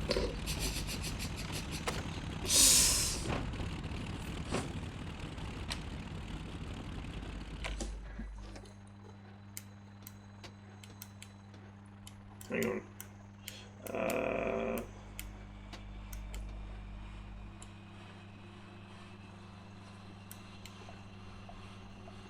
I think that's about right. And then there, oh, something like that. Set up trim.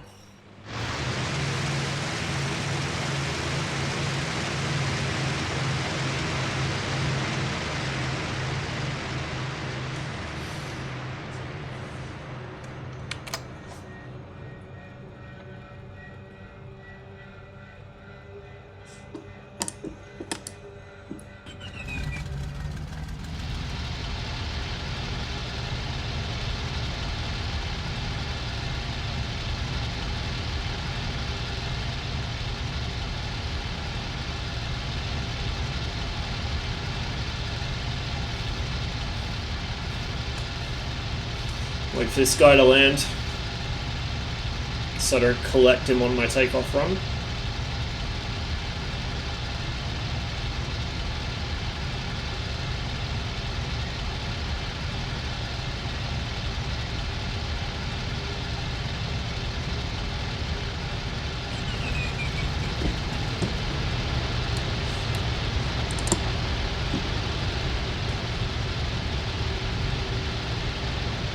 Hey Max, beat Infra, nice. Is there anything in front of me? I can't tell. I think I'm good.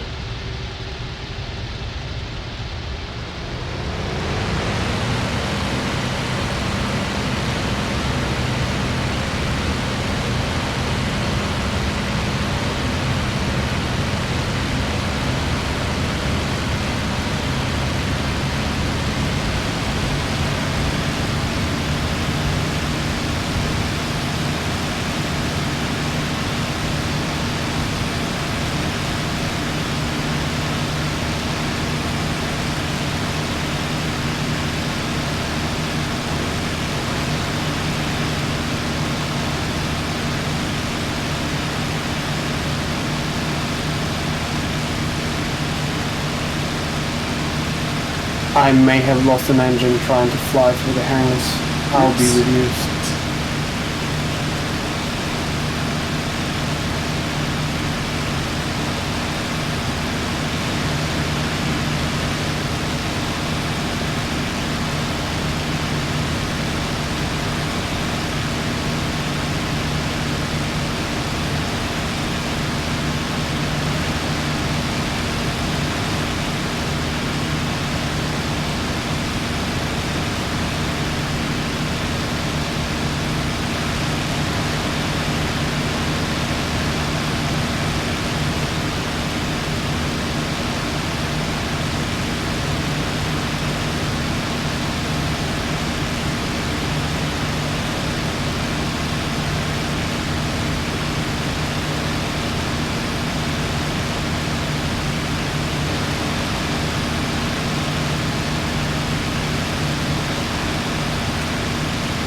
Almost forgot to turn those off. Almost.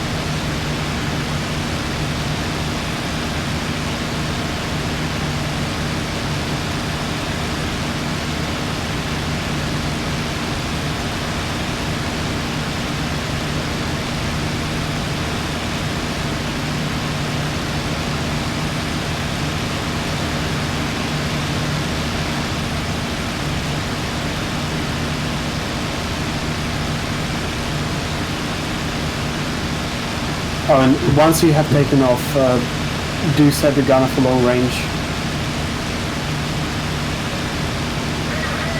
Thanks for reminding me. My short-term memory is absolute garbage. Well, I'm part of the problem.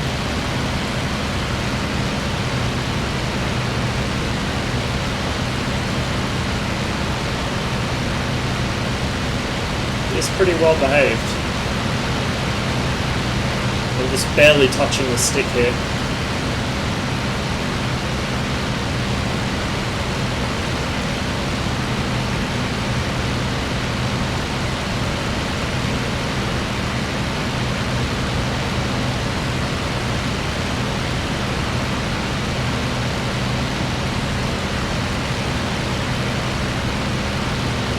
Another thing worth trying while I'm catching up to you is to go in the vertical and see how well you can perform controlled hammerhead.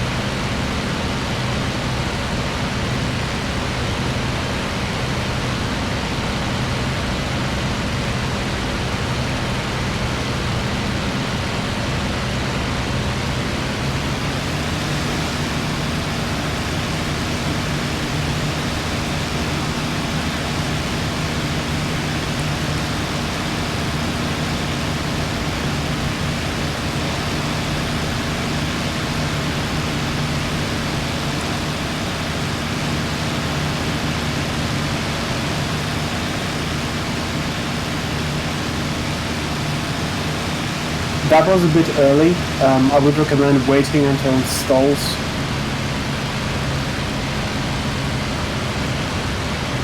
And then you'll find that you still have a lot of control even during the stall.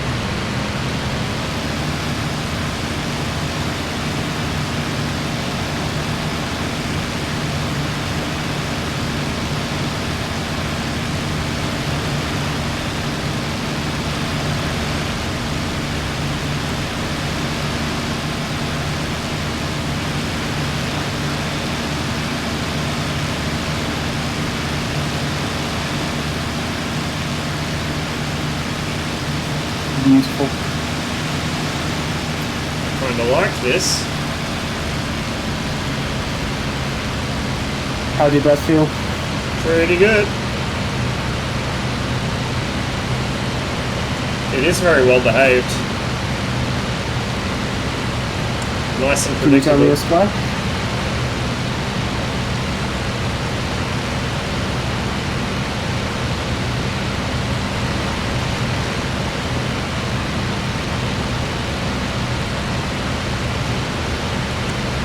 Ross, where are you on? Where am I? I am in 0417. Right, head south from there. Let's cover blue ships. Gotcha.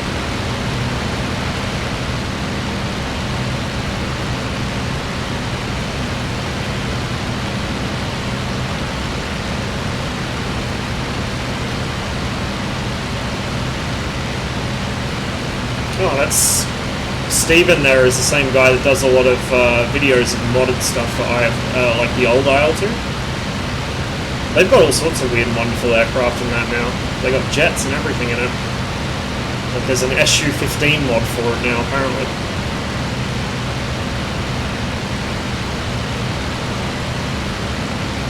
And in general with the 110, feel free to be as harsh as you want with it.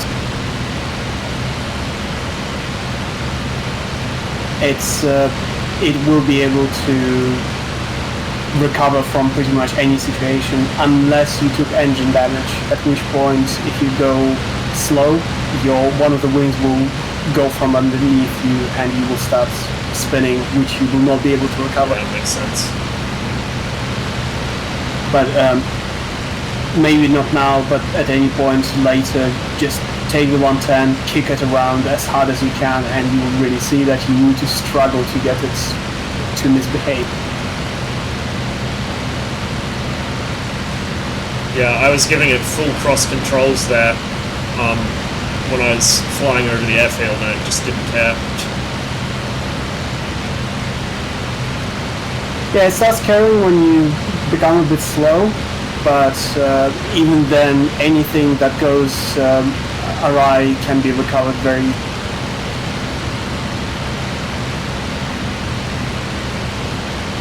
I think I might see you in front of me. I see something in front of me.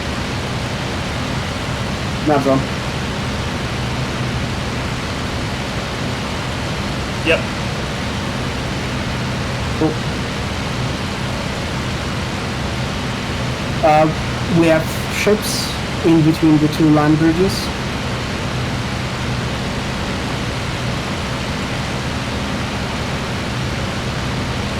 Yeah, I see.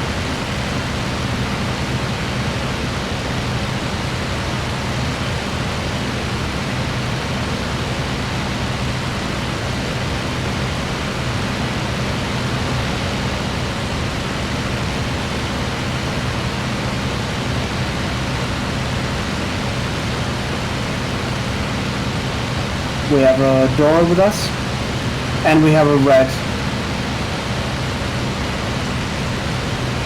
Rolling in on the red, nav's on. Yep, I see He him. is cloud level. I see him. Hits.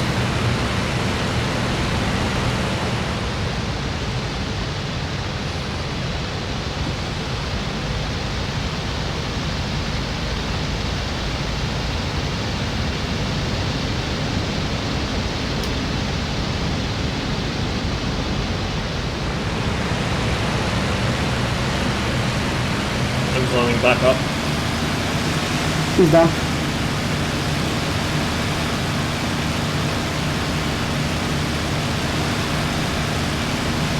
So, I don't recommend shallow dives. It's a lot better to come in on top and do a vertical dive. Yeah.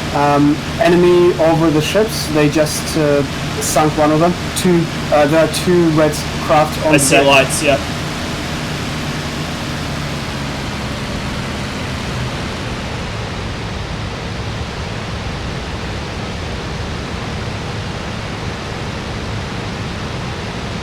Side slip in the dive.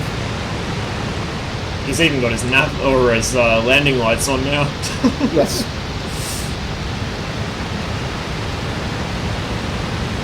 He has a red on the back of him. Be careful. How far behind? Oh yeah, I see him. Yeah, I'm slotting in. That's a friendly actually, my bad. I'm wrong. And that's an R2 that's he was engaging. Couldn't quite line up, going back up. Yeah, careful, careful, he's firing at you.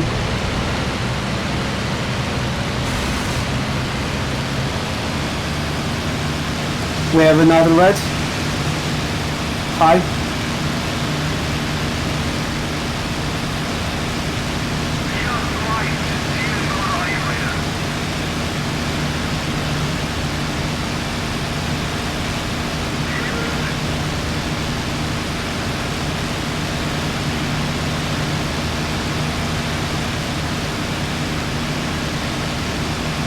Your 6 is clear.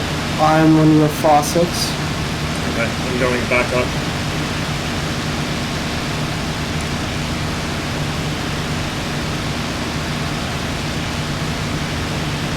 I'm to your 3 o'clock.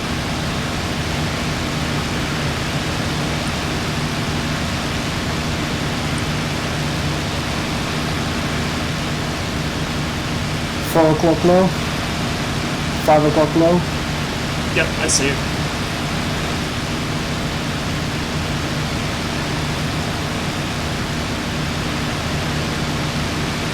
Ships have been destroyed. We should go to the northern fortified area. I would take a bet, I guess.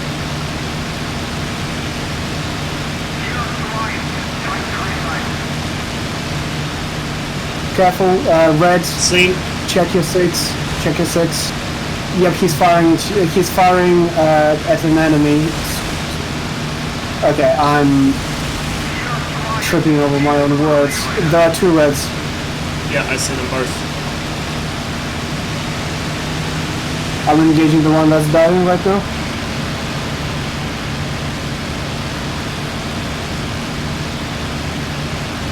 I'll come in and cover you.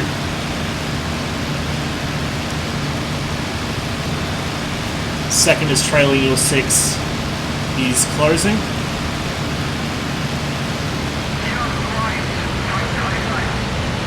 Break it. He's going up.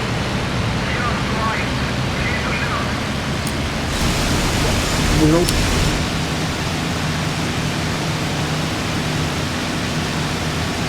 That could be friendly. That looks Oh, friendly. it is. Oops. I don't think I hit him. Yeah, I have an AI gunner. Well, I gave him a good scare. Yeah.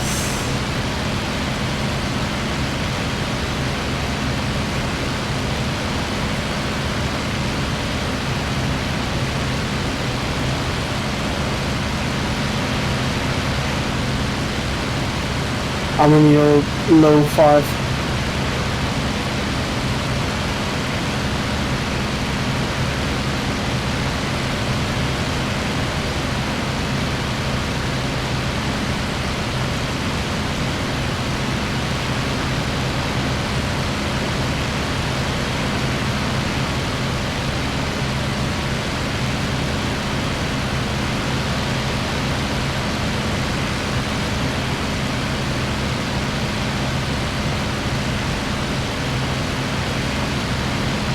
No, that's Jammer, he's flying with me. He's in another 110. The radio messages you're hearing now and then are my gunner.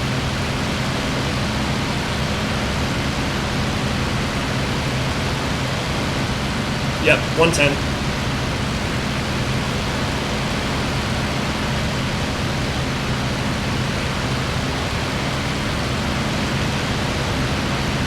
Going down to continuous.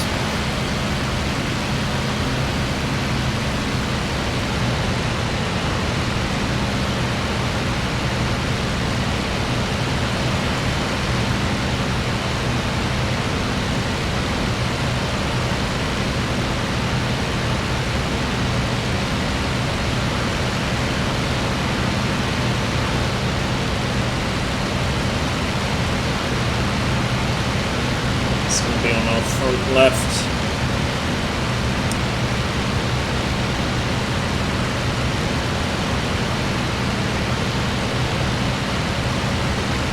Yeah, sorry guys, I would have left those kills, but that was Spitfire. That's fine, that's fine. And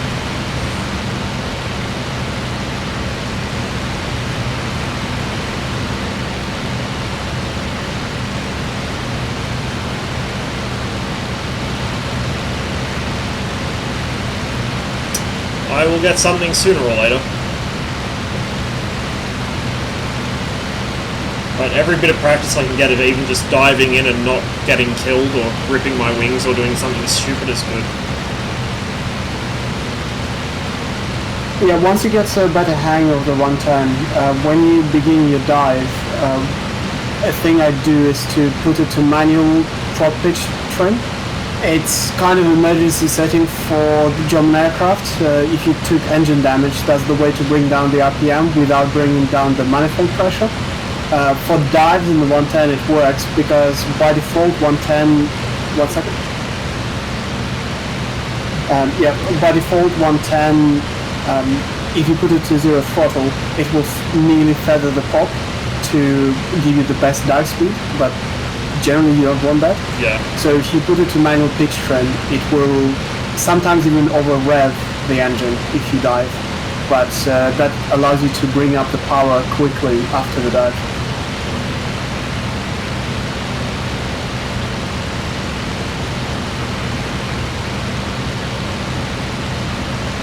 But that can be done later.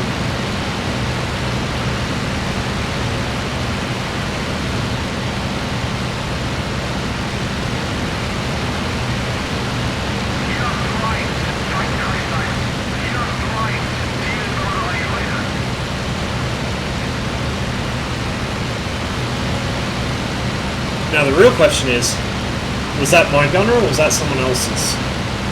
That was your gunner. Okay. Well, I just had someone in range and then out red of it. fast 6, I'm engaging red fast 6. Turning around. He's below cloud, so dive below cloud.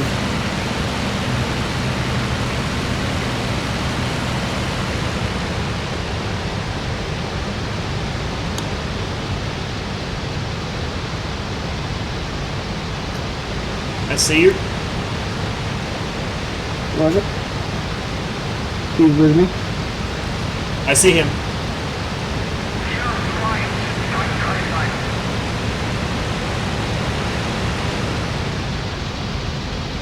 Lots of rudder during the combat. Lots of rudder.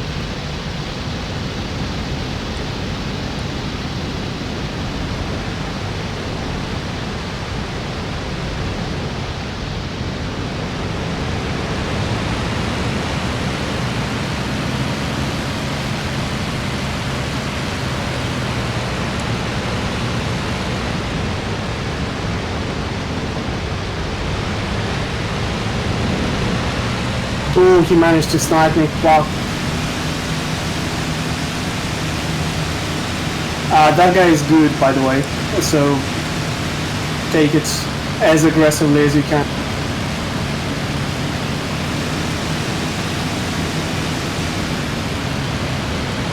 And flaps as well.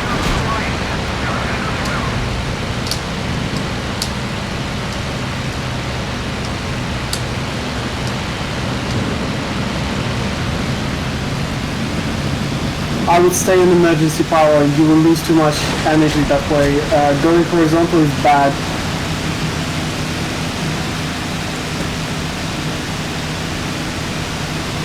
And rather in on him.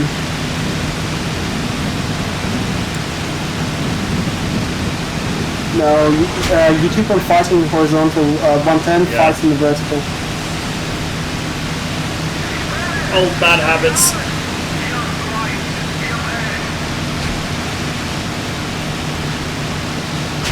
Would you mind going on a training server for this? I just wanted to demonstrate. Yeah, that's fine.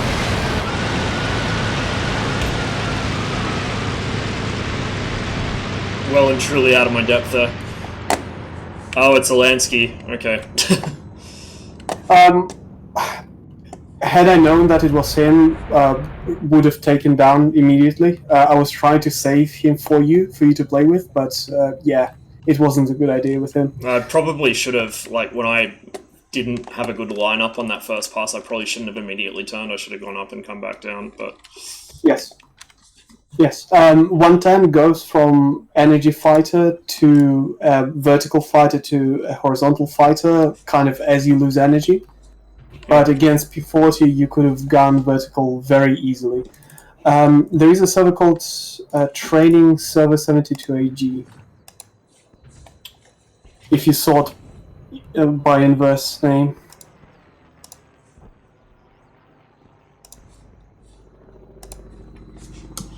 Found it. And then once you join in, just drag the map so that you can see the northern spawn locations.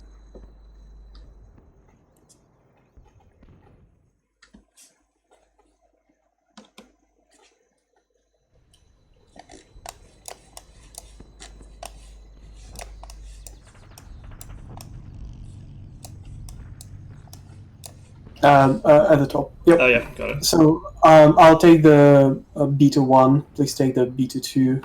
Grab anything that you prefer to fly, spit, yak, whichever works for you. At the beginning, what I suggest we could try to do is, as we fight, I'll try to talk through what I'm doing and why. Mm-hmm. Would you think that would be helpful?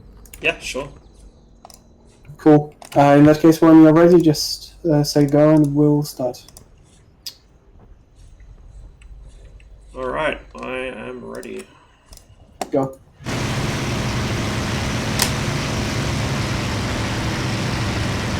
And it hasn't spawned me in yet. There we go.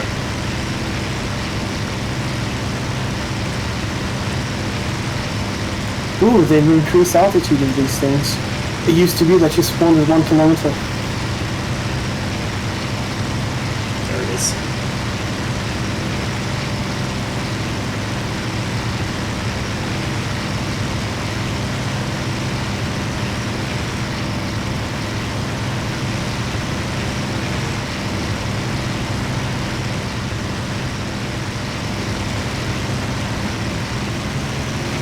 So going vertical is my default most of the time because it gives me the most choice with what I do. And here I just need to survive your hits. And again I'm going vertical immediately after. You have less energy because of the turn that you've done. There we go. Yeah, she tried to drop a wing on me there. And again. Yep. And I'm ruddering in this basically Chandelle. And getting on E6. For this entire time, it's emergency power.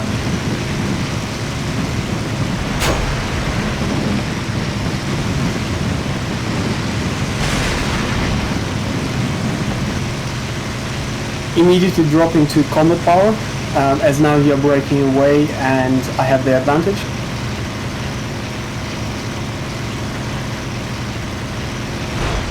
Actually lost sight of you there.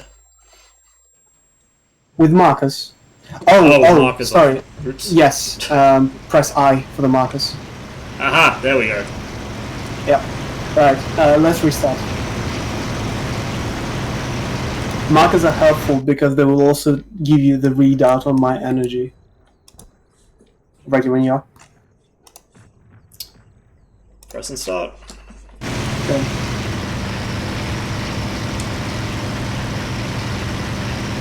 Takes a while to load in. There we go.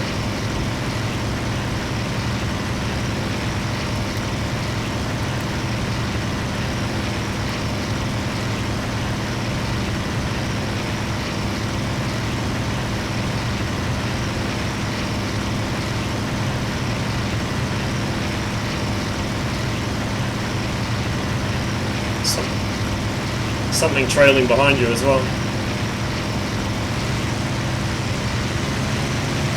Kropinski maybe joined?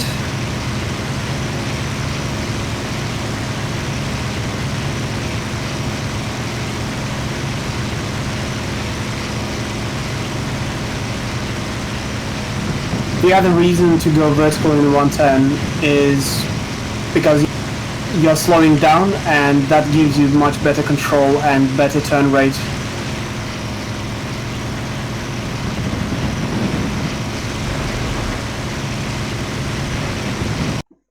Spit really enjoys wing dropping in this. Ready when you are?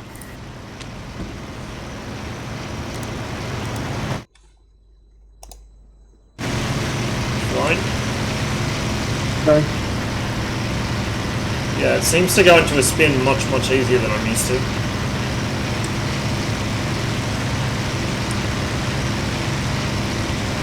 At low speeds, yes.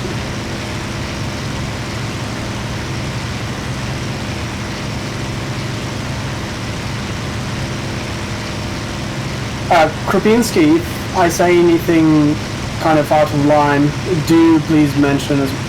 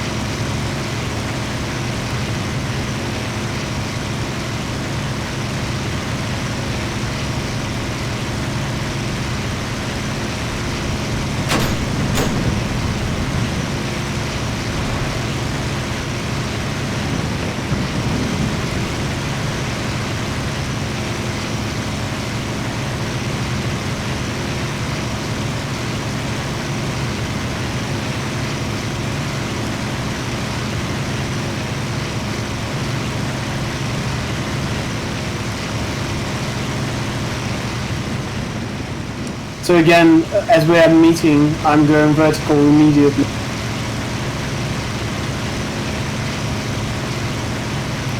Because I had the energy to do this, and you did not have the energy and position to immediately pull in after me.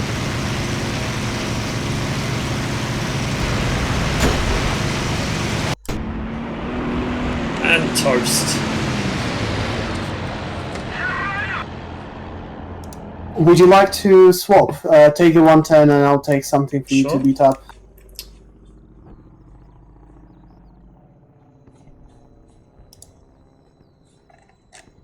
Same spawns or switch? I guess it's same spawns. Works, yeah.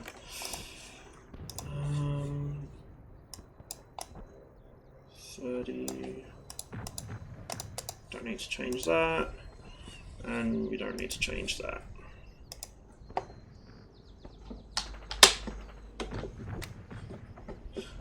Alright, I'm hitting start. Yeah, I was missing part of it. I don't think it was a very important part though. I don't know what it's there for. It doesn't seem to do much.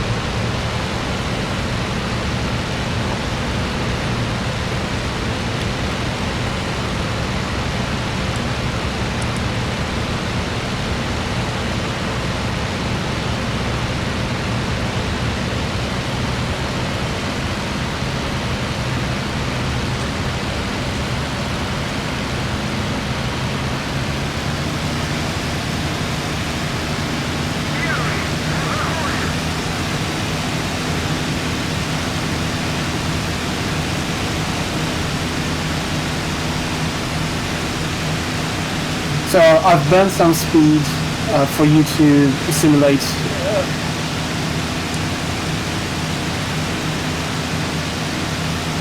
attacking a target that is low.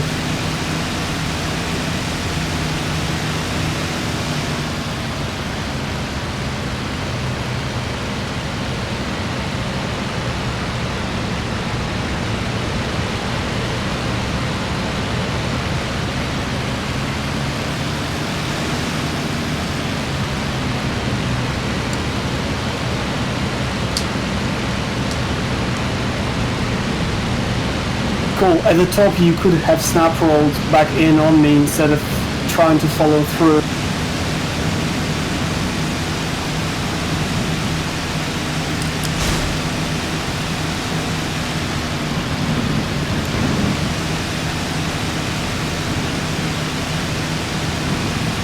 You can pull through after me. You can. A bit of flap and you have your shots on. Ah, couldn't quite get the line up. Yep. Did you use rudder for that? A bit. Okay.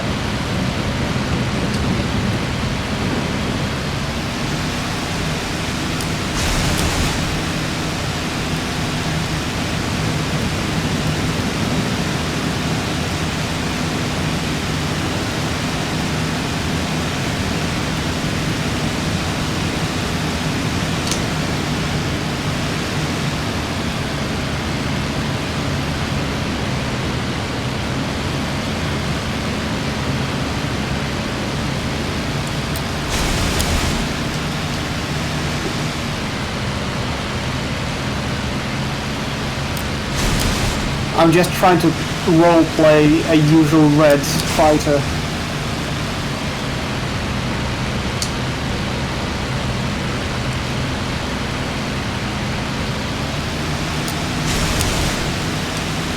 Lost in the sun there for a second.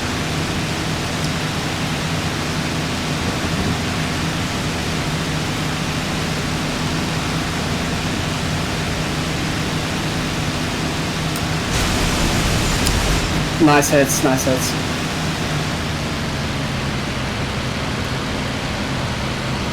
Cool.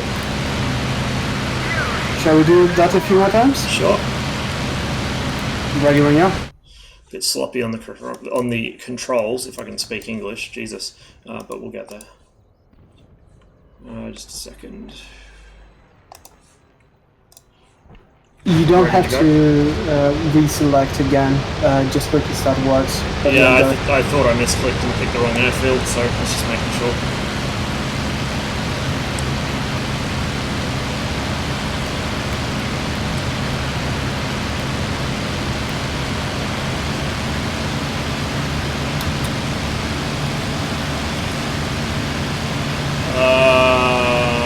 Guessing you're the further one. Nav's on. Yep, that's it.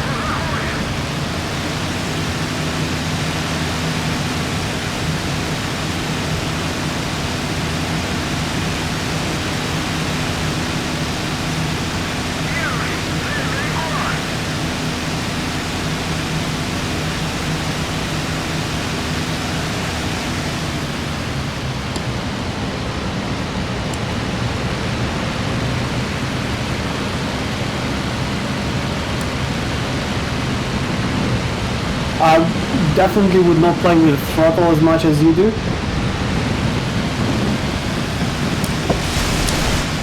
Ooh, nice hits there.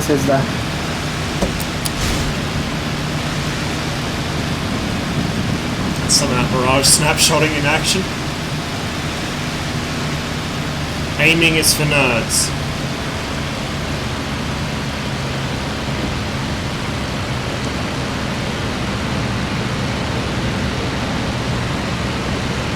Oh, his engine's out. Remember, if you need to drop speed, side slipping is the way to go.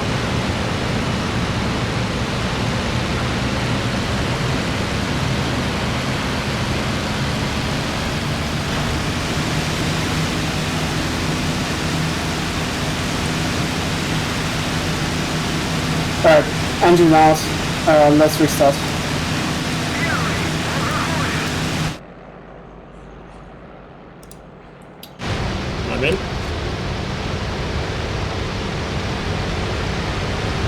How does it feel so far? I think I'm a little slow to react still, but we'll get there.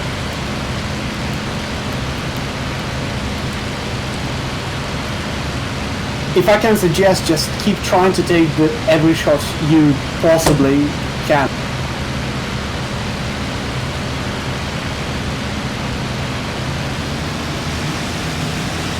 Because you really do have an insane amount of ammo in that thing.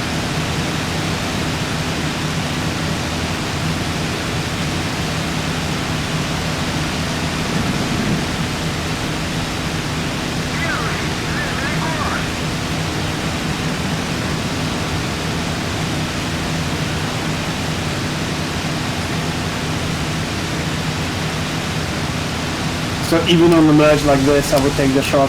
Much more lead, much more lead.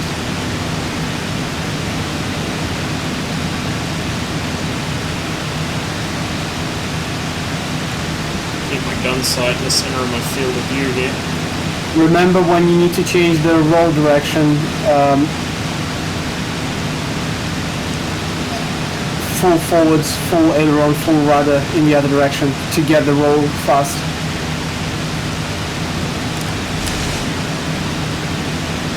Lead there.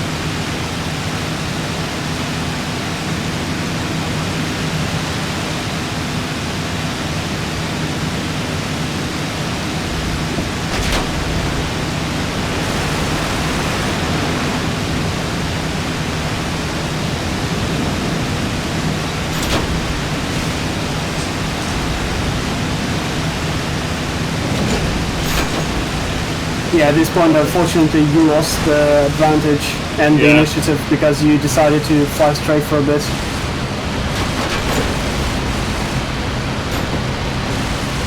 Reset, I guess. Yep. Actually, let me try to fight Krupinski. Alright.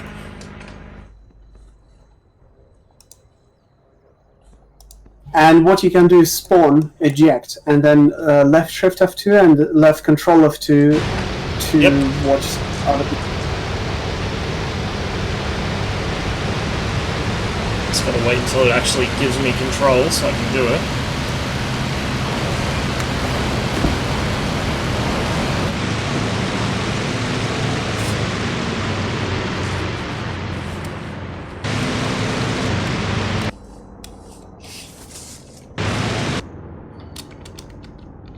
Alright, I'm out.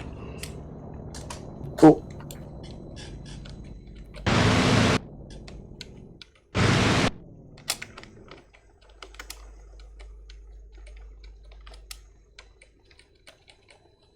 I'll let you know as soon as we spawn.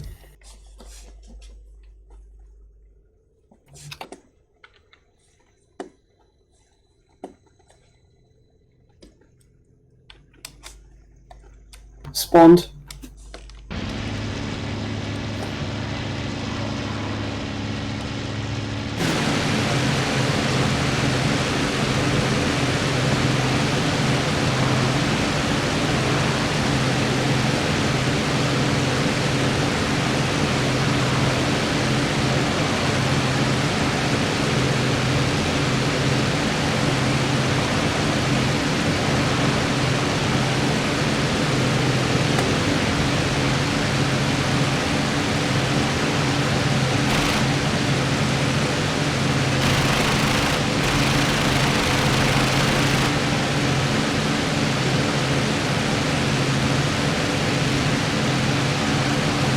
Unfortunately, Krupinski is very bad at role-playing a proper red fighter.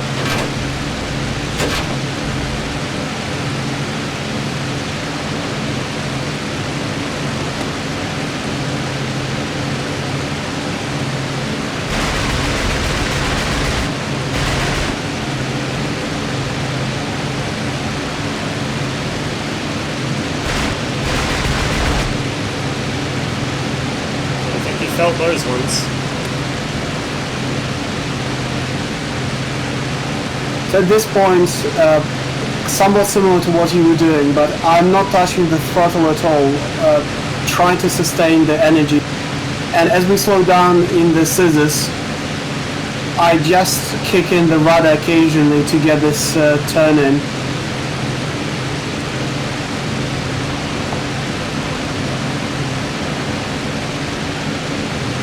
And now Krupinski is trying to hammerhead himself. And again, lots of rudder, lots of control, and we remember how well the 110 does with this.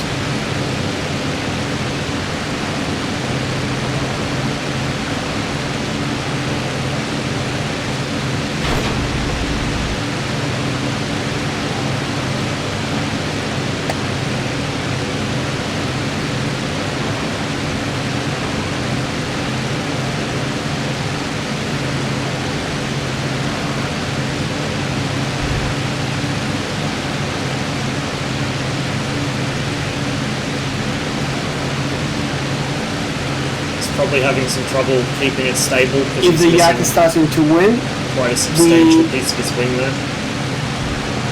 We can reset the fight by diving away.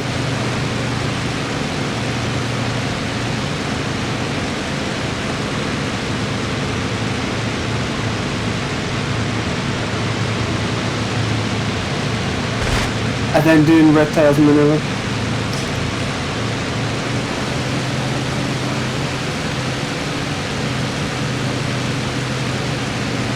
No, the loss of flap is hurting me here.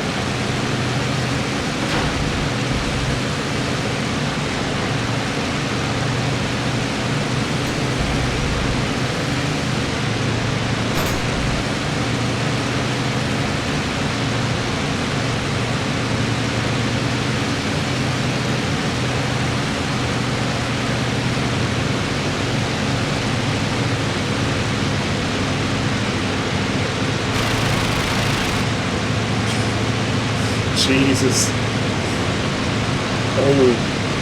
Oh, if the nose didn't dip so much, he would have had a chance for a shot there.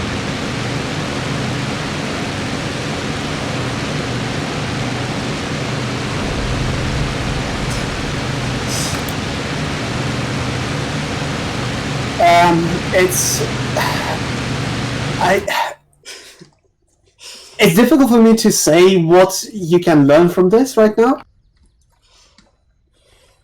Because Krupinski is, because Krupinski is really good, and what I'm trying to show is how to engage the less good players. But okay, anyway, do you think this is useful? If yes, we'll continue a few more with Krupinski. Right.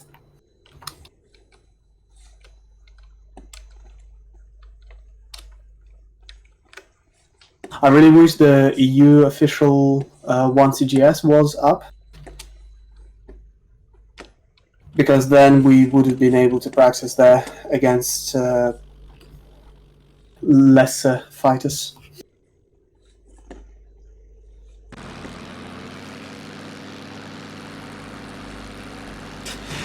The HDR bloom coming off his paint is hilarious. Just this blinding light.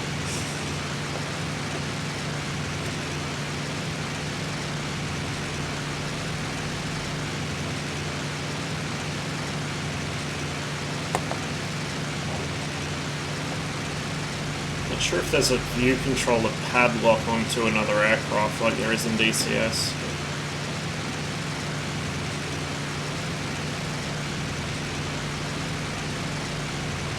I think I've got the sound bug.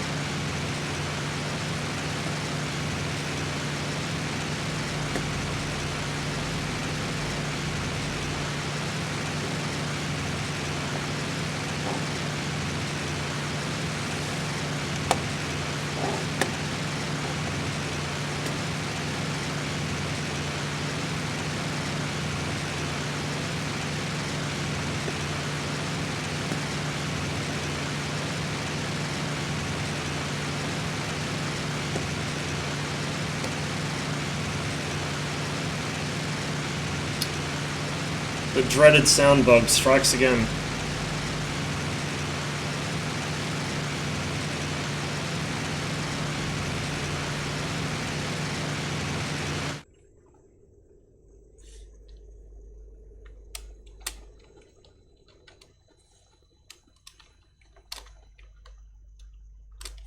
They got each other.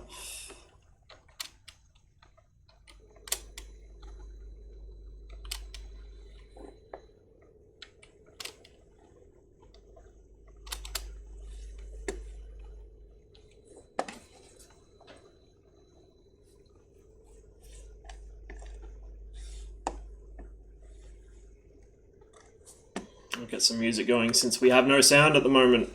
Well, some sound, but not a whole lot. Which is an unfortunate issue of the game.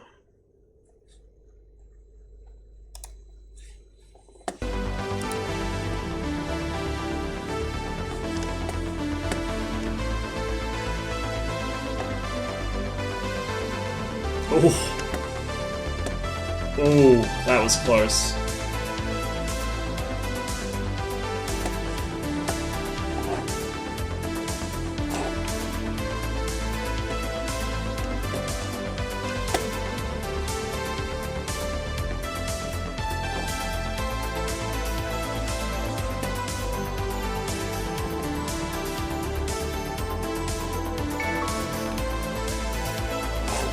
Prop hang!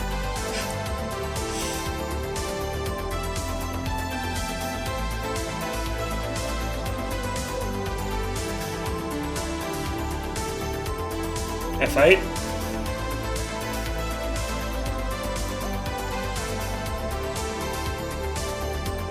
It doesn't appear to be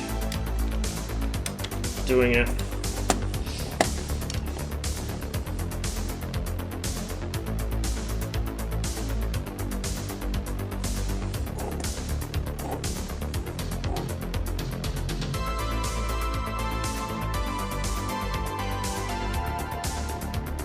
Oh, uh-oh, uh-oh. Ooh. Not sure if he had the deflection there. It was a good lineup, but looks like Rapinski's engine's dead anyway.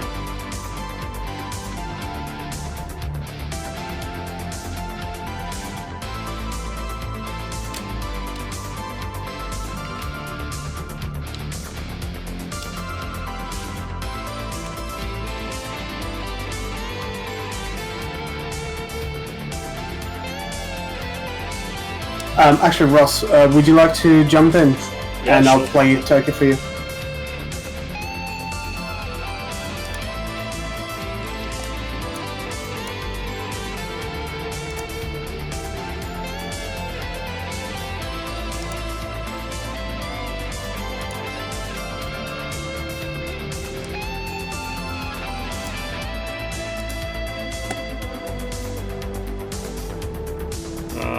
Which spawn? B2. Okay. Let's make sure it's still got... Why is it giving me 31? I want 30. Alright, I'm jumping in. Cool. I'm the yak with Nazam.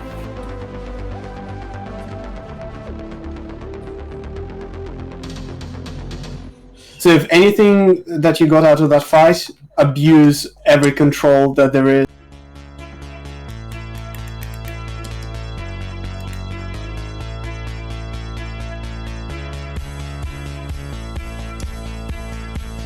And don't forget plus 50% pitch trim minimum.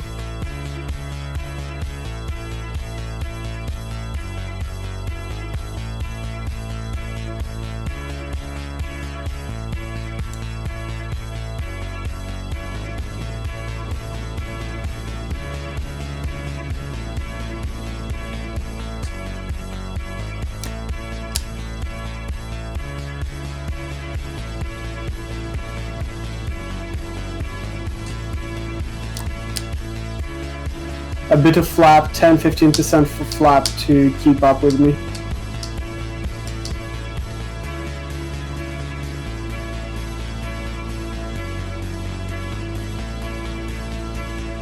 There we go, pull it in, and you should have had this.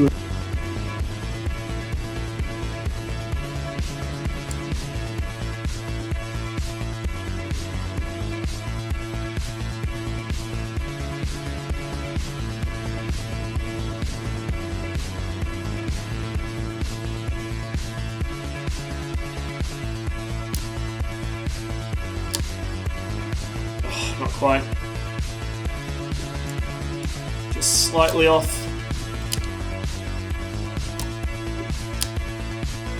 Nice hits. Nice recovery. Yeah, take the shot. Unlucky that the cannon wasn't.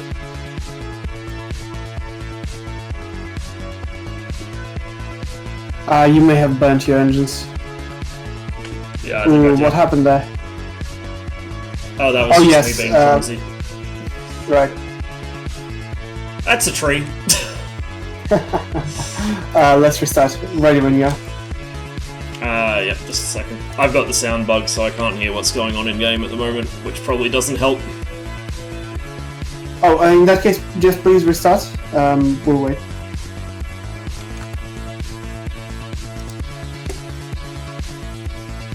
One second.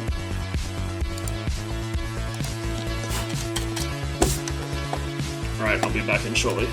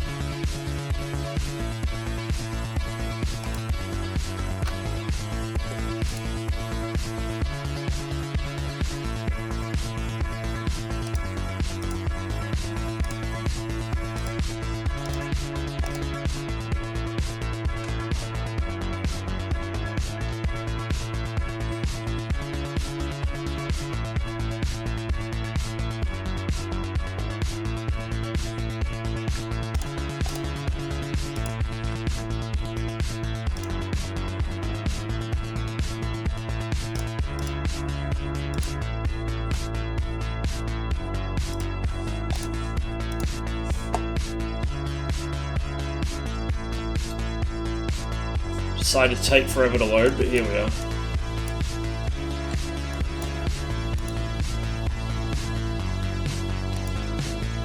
Hang on, are these the northern ones? I think they are. Yeah. So there, and we want 110 with 30%. Right, I'm ready.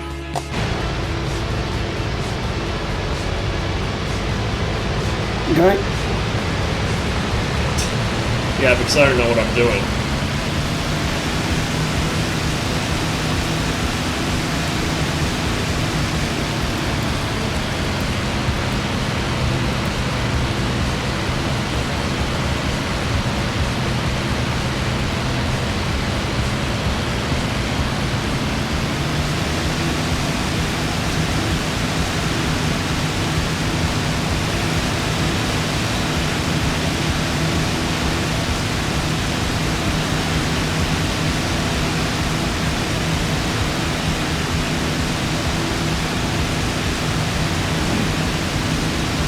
Do remember that you only need to use emergency when you're close and on the same energy state. If you're diving after the target, combat is more than...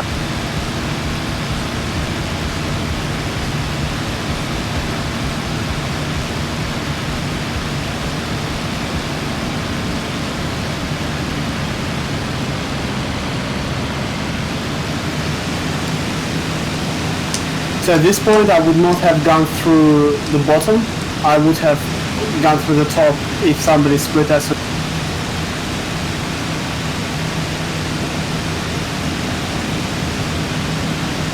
10-15% flap, emergency power to climb after.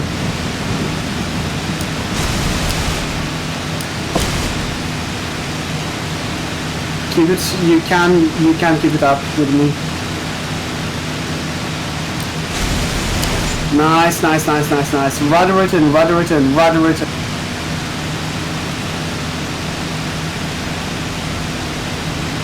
Yeah, if you gave it a full rudder to the right at the time, oops, you would have had me. Ready when you are?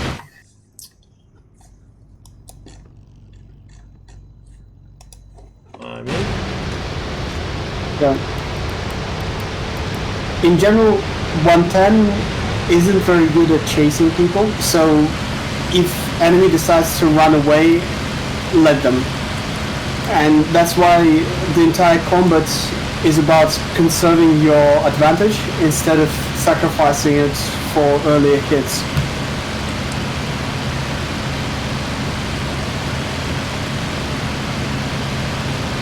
So if you have the advantage and the enemy split S on you, that's even more advantage because suddenly you have all that extra E.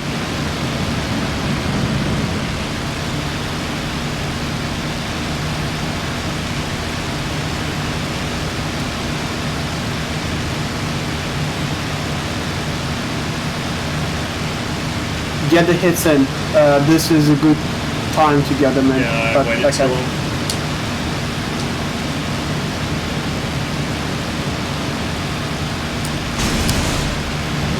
Nice try there.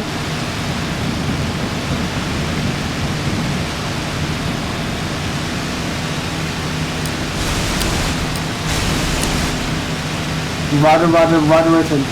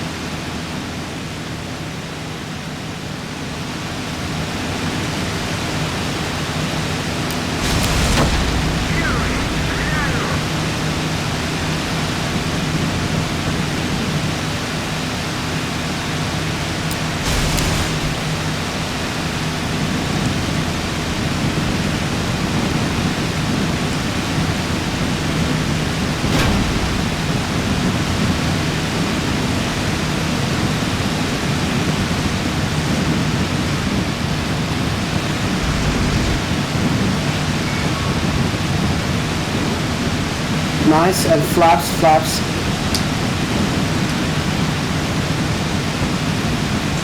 Keep in those flaps. Ah, no. One engine's a bit hinky at the moment. Yeah.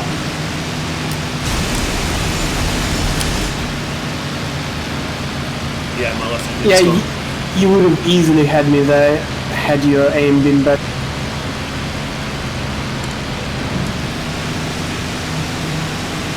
Might still be able to.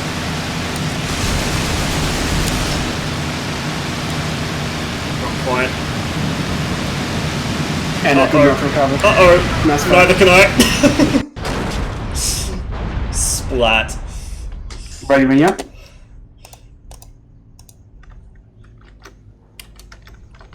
Alright, get the music going again. Just a moment. Not that one. What do we want? This one.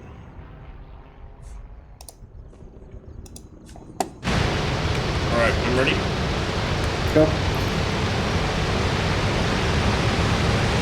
I almost feel like I need to rebind my flaps. I'm using the my actual advice is flap switch, but it's not well placed for it.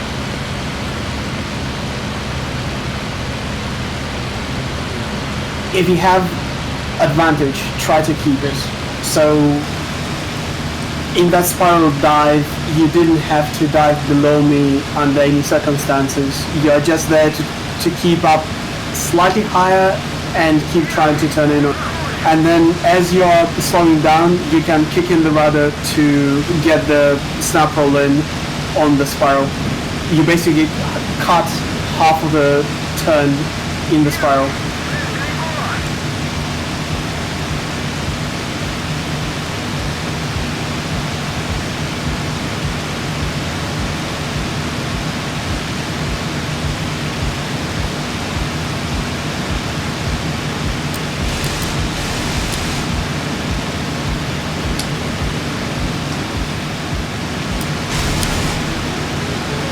Remember the unloaded roll.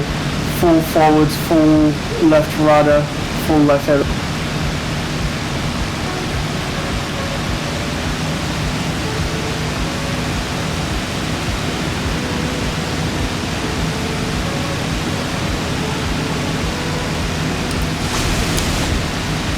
Nice try there.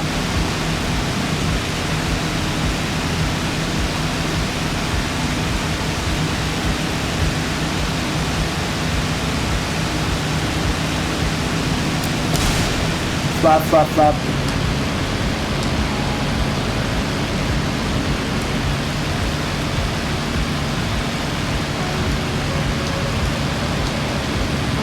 Emergency power and flap. Do not drop the power. You need the emergency power to sustain the horizontal.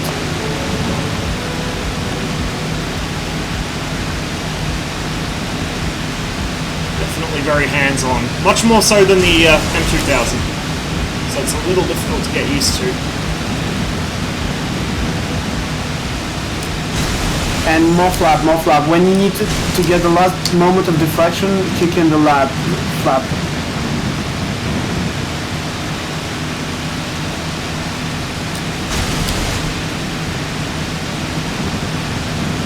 And try not to oscillate the nose that much. Just get it progressively turning with the flaps down and get the lead in. There we go. Well done, well done.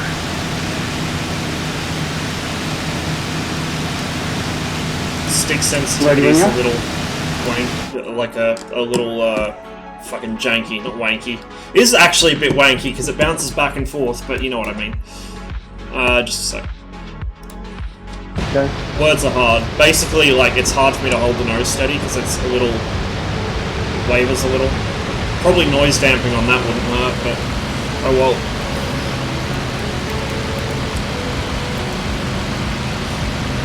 In general, with the 110, I'm noticing that you have a lot of up and down. It's better to have a just progressive turn, and even if the target hides behind your nose, you can kind of estimate when you have the lead in. You can let go of the visibility of the target for 2-3 seconds without an issue.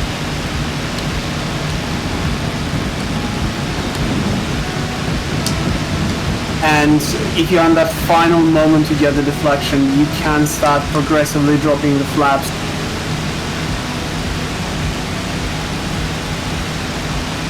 But you remember, if you are turning horizontally with anything, emergency power and flaps never drop the... However, if you're in a diving like this, diving spiral, comet power is completely acceptable.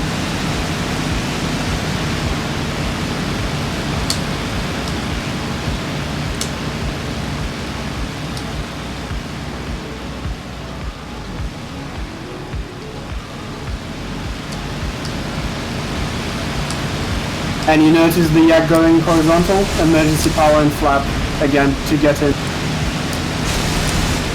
Come on. There we go. Nice.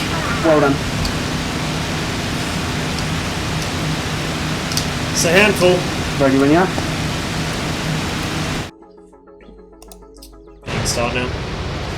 Go. How's it feeling so far? I'm getting somewhere. Slowly, but I'm getting there.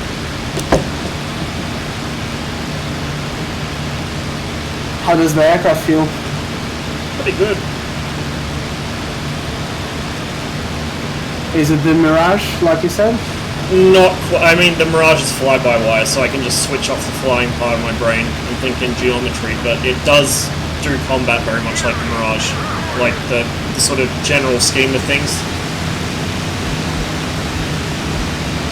Okay, Ross, here, I was on the same level as you. Vertical was a better option. Try not to turn horizontal. I got distracted. But yeah, it's very much similar. Like, especially if I get into a descending spiral in the Mirage, it's the exact same thing. I just try and manage my speed to stay behind them and above them. That's the thing though, you don't need to manage your speed as such, because you just turn and burn. I hardly ever go below 82% throttle in a spiral like.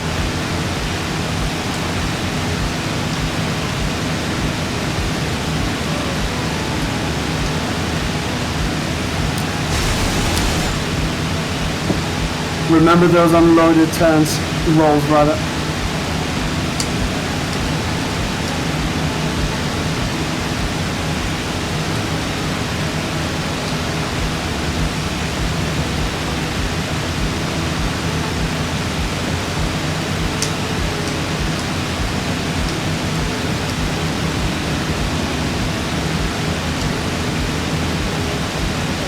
Flap, flap, flap. Well done, nice.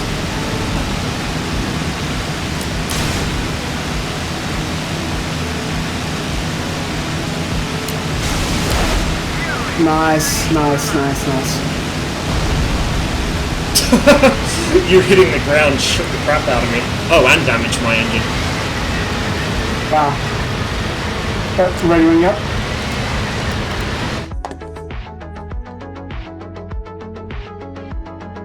Hitting start. Go.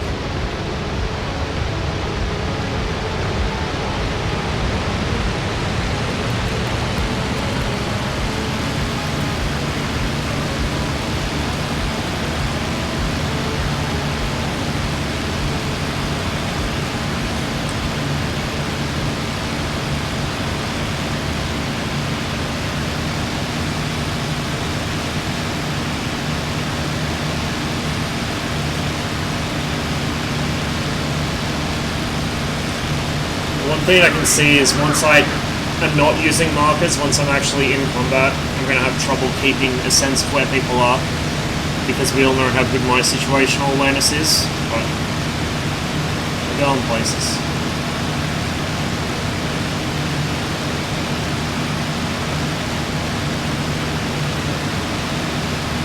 So when you're in a chase dive like this, try to keep the chassis on top of your nose.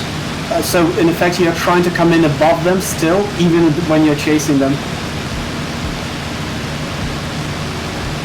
And then when you're in the gunshot, dive in, take the shot.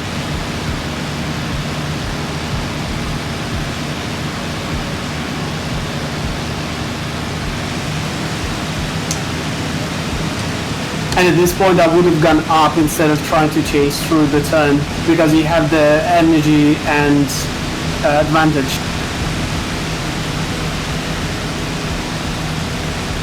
Well, you've been a bit late with the up, but yeah, that's fine. Just a little. Again, go up, go up. Don't try to follow through such a sharp turn. Go up and then... Also, don't try to go up that sharply. Very lazy, very gentle movement in general. Only when you are guns on or you are defensive, you have to go very sharp with the one touch. Nice try there.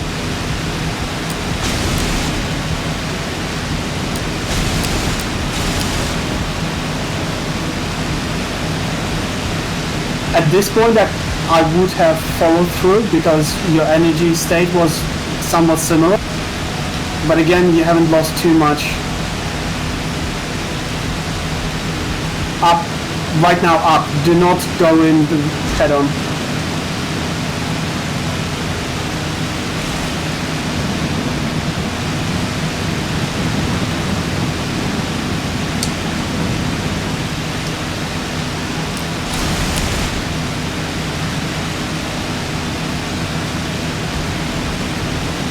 And when you feel you have the advantage and the guy's slow and low, you can burn and commit.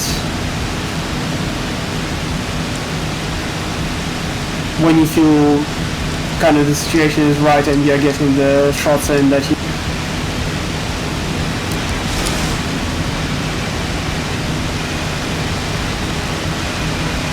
I think you burned one of your engines, too much emergency. Yeah, I did. Let's restart. Where's you at? I'm in. Go. In general, the name of the game is keep advantage until you're certain that you are in a position where you can get a kill.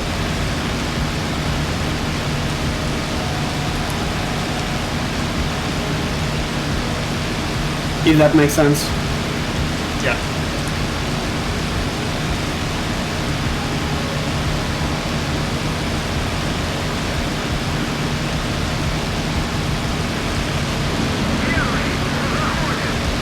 Right, sure. After this, Krupinsky.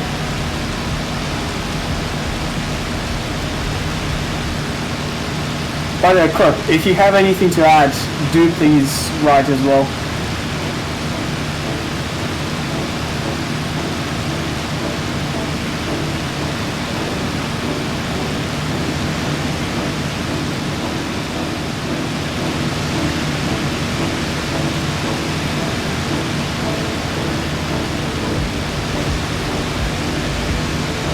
Up. Yeah, okay, that wasn't dangerous.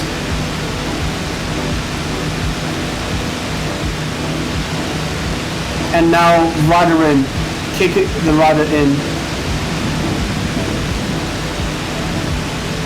Cool.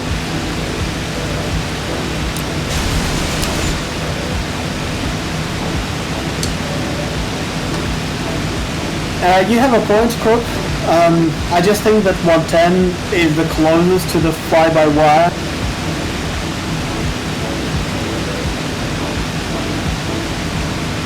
Flap, emergency, and flap. And then you can turn this.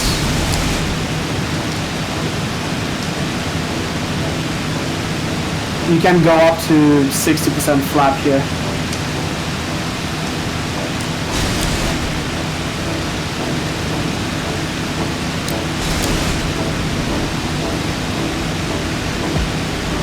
If you are so close and you have too much energy, a lag roll is a good option.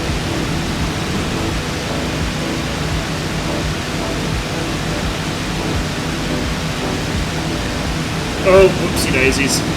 Yeah. Alright, No, you're still flying. All good. Get those shots in. Yep. No. Ow. Right, try against Krupinsky, and let's see, and I'll try to walk you through it. That was a pretty impressive bounce. I'm in. Krup, go.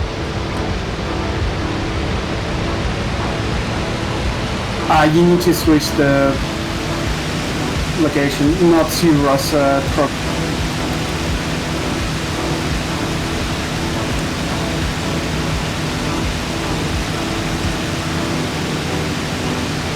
And go off the emergency as soon as you can.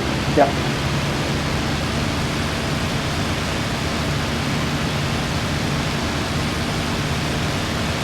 %82% is the maximum combat.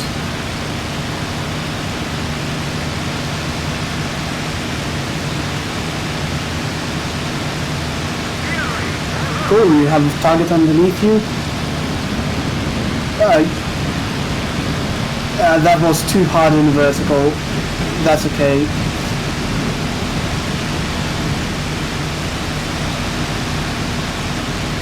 Keep straight a bit, regain some energy, regain some speed, maybe even shallow dive.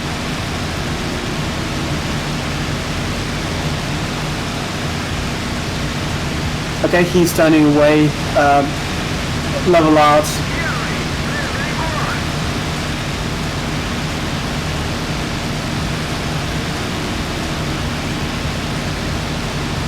Be careful with him engaging you. Yep, over the top is good. Do not turn in, do not go down, Up, emergency up. Let's judge the timing on that. I thought he was already past me. And rudder return on him again. Combat power now. take the shots, and go into vertical after him again. Flaps and emergency to go into vertical. You're a bit too slow on the response, it's fine. Rudder, left rudder, left rudder. Yep, and turning after him. And back to combat, retract the flaps. Take the machine gun shots. Okay, keep altitude, do not go in after like this, keep altitude. Keep the turn after him, but do not dive after him.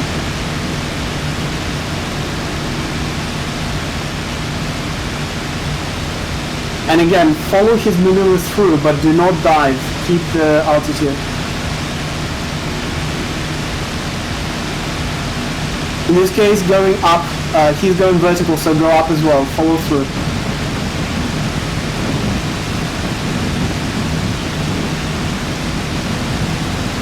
And rudder it in.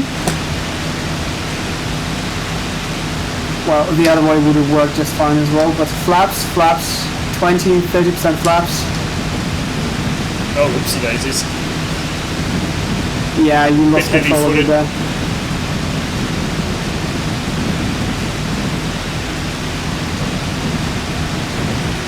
Okay, recover, energy, speed, etc. everything. And combat power.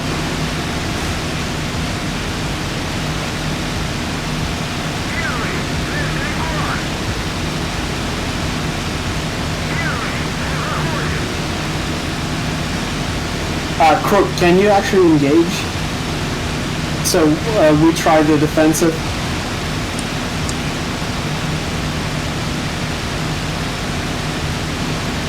So this, in this case, nose down attitude overall, and Krup not from that range, just general.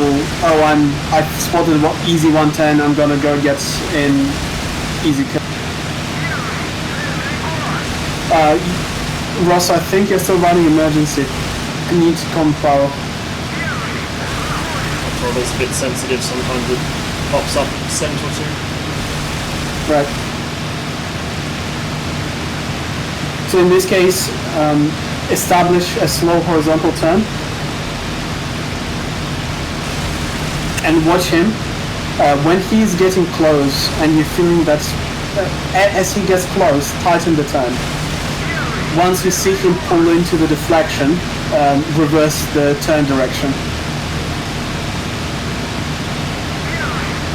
Overall nose down attitude, just a smidge to keep the energy.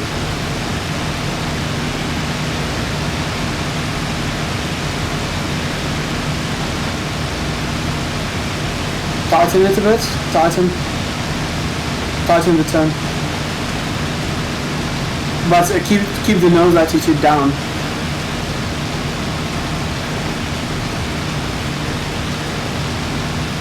Tighter, and roll over the other way. Cool. You didn't need to dive in.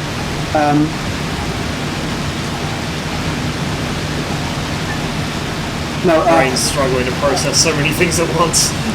Trying to. Yeah, okay. I heard what you said on the stream as well. Yes, I think there's a bit too much going on. The idea here is that you need to keep the same attitude, even though you're changing the turn as you're being engaged.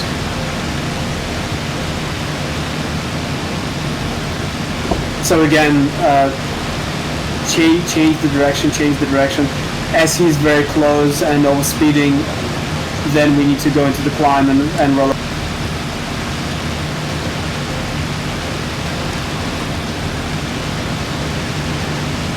But Krup being Krup, he's able to keep up with us and even use his gear as air brake.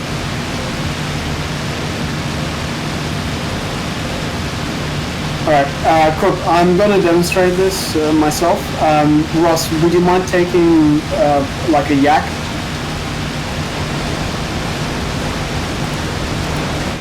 switching over. There we go. Yak.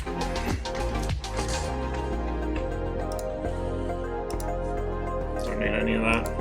Cool, I'm flying. And yes, well, it depends.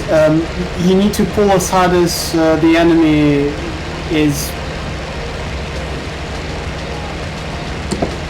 God, I keep trying to talk, and your stream is on as well, so I keep hearing myself, and every time I stop is when I start hearing myself, and this is so annoying.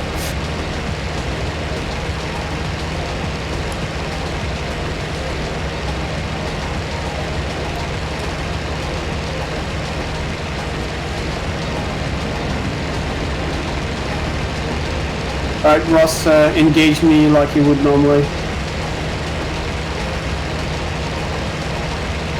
So I'm keeping nose down attitude and establishing a turn so that I can see you.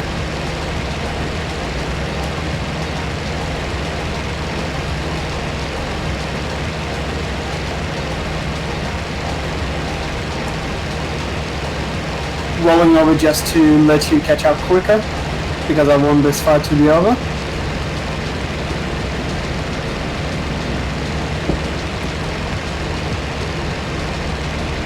You should be firing guns, by the way.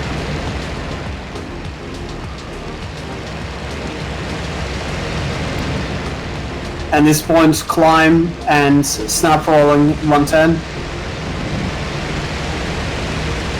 Another snap roll on you. Oops, lost control.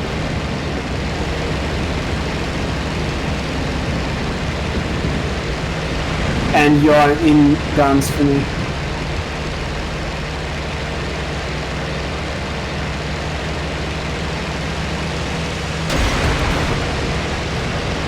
So did that make sense? Yep.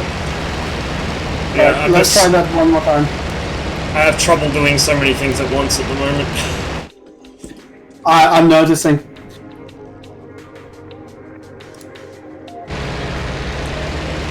I'm in. Yep, in as well. So same thing, just try to engage me and I'll try to do the same thing.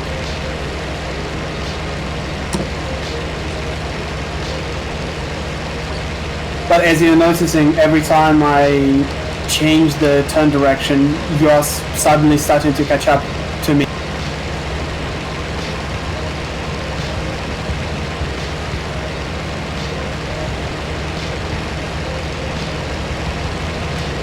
Krup, we're trying to teach him how to fly the 110, not the Yak.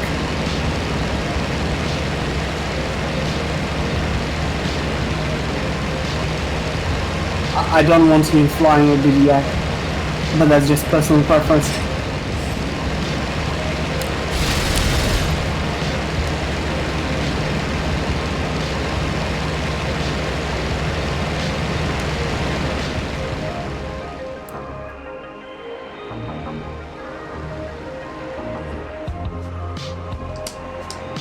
And just snap rolled in on you.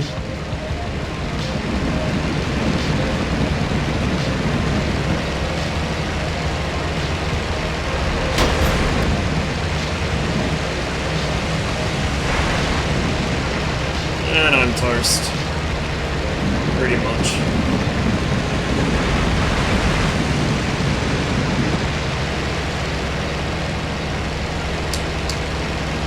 And again, notice the response when I overshoot is to go up, not to go down.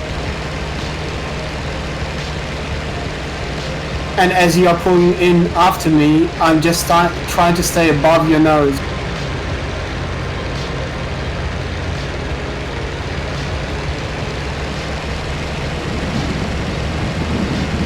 Oh, there we go. Now we're dead.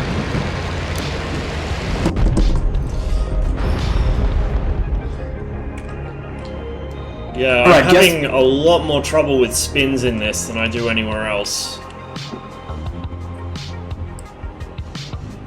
A lot more.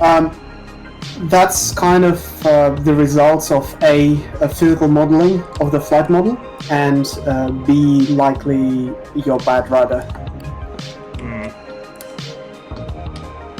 in general, you should be able to recover the spins by just neutralizing the stick and kicking the rudder to... Oh, I can recover opposite. them, it's just that, like, I'm entering them a lot more often than I'm used to as well. It's, like, even coming from ACS. I noticed in the 110, you were yanking the stick a lot when you were in the turn to get the shot in. If you try to do that in something else, you will end a spin immediately. It could be. Oh, I miss having force feedback. Well, just not to overwhelm, I suggest to take a break here. As in, we can keep on fighting if you want, but I will just play a turkey instead of trying to kind of describe new concepts or anything, just for you to get the confidence with the gun. Mm-hmm. Alternatively, feel free to come back to another server and fly yourself. Up to you. Yeah, I might take a break here for a bit, and I might actually, what I'll do is I might just muck around with different things and see if I can get the hang of the handling on them. Right, yeah, this server is perfect for it. You have a full selection of aircraft, and I strongly suggest to just fly and be as rough as you can on everything to get the feel. Yeah. Exactly to what happens. Because with 110, I'm sure you noticed, you could just kick it around and it was still stable and steady and you were under control. Yeah, even when I was, like, I got into a really bad rudder oscillation for a bit there, and even then it wasn't really doing anything unpleasant. Yeah, absolutely. Okay, in that case, I'm going to leave it at this here. Krup maybe has something more to say. He is really good. Other than that, yeah, feel free to contact me later, or maybe we'll fly again next weekend. Yep, no worries. Thank you very much. Right. Good luck. See you around. Catch you later. Alright. Excuse me while I fidget about. And, oh, I did not mean to open the throttle there. Okay. So we want to set this up. We'll go that, then this up.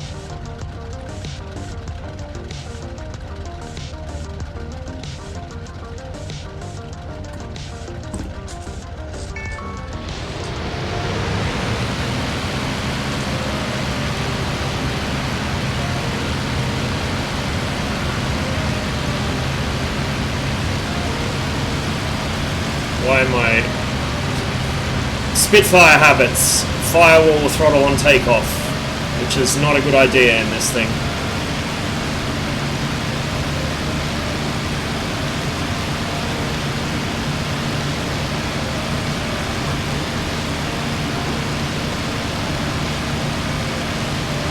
Okay, this should pretty much just sort itself out and it's going to stop it from rolling.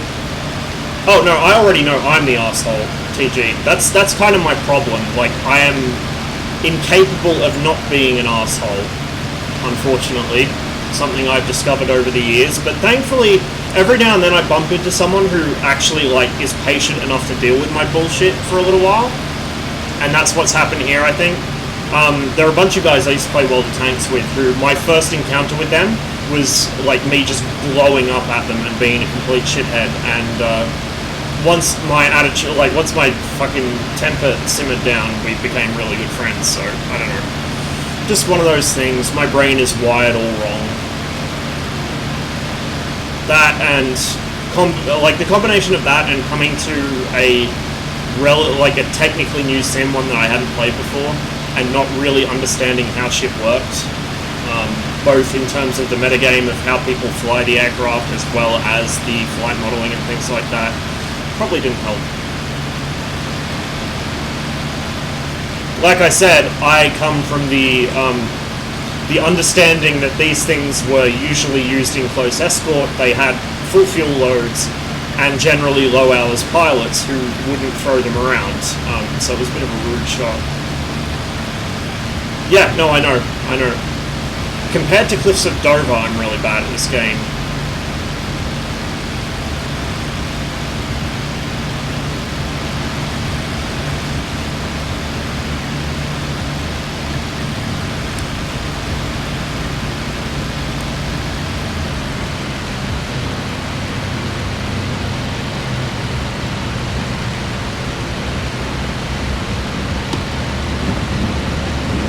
It can pull. This is just me holding the stick back. It can pull. And that's not even with flaps or emergency power.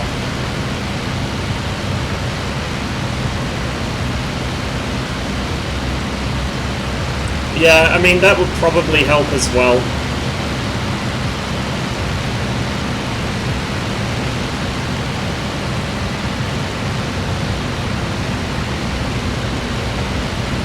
I am turning west.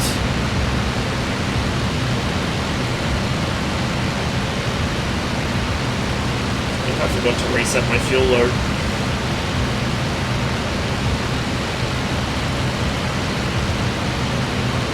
So the other thing is I have trouble leaving it at 50% nose up because where my stick sits on my desk, that really cramps my hand up, so I can't leave it at that until I set this up a bit better. I don't have the space.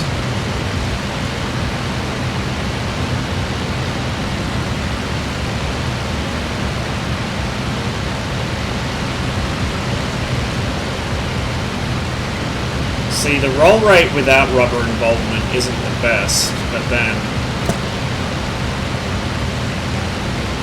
get it a little better there. And if you throw it into snap roll, it goes over pretty quick, especially once it gets past the apex of it. And there goes my rudder. I accidentally pushed forward on it and lifted it out of the track.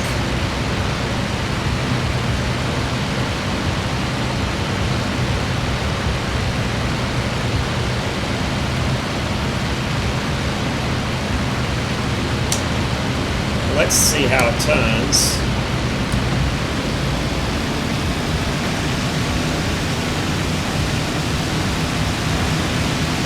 It's pretty tight.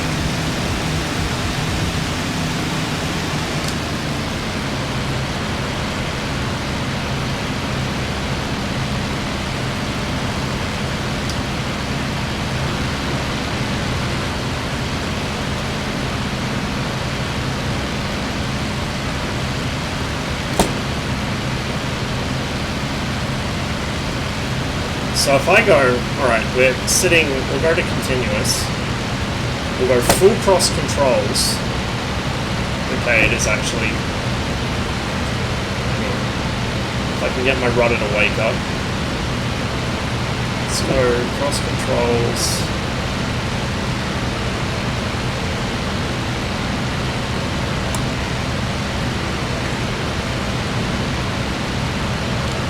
It does handle pretty, like, it's not super duper agile, but it handles pretty tamely.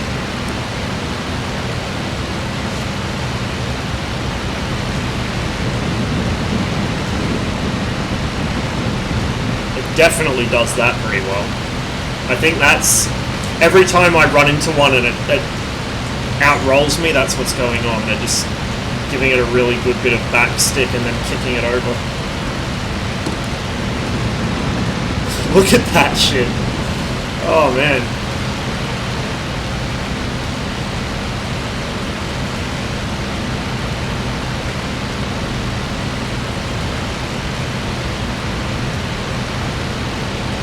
LA5 over there.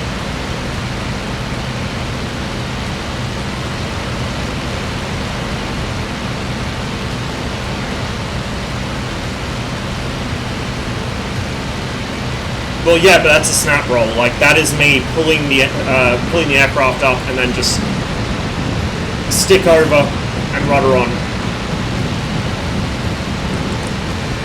I'd expect it to be able to do that much faster than its normal roll rate.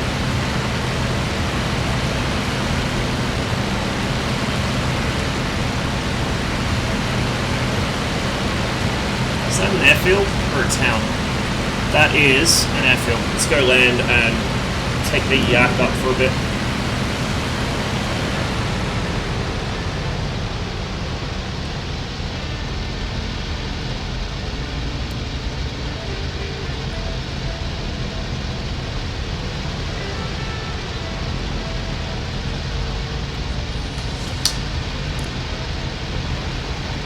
It's going to be the world's shittiest landing.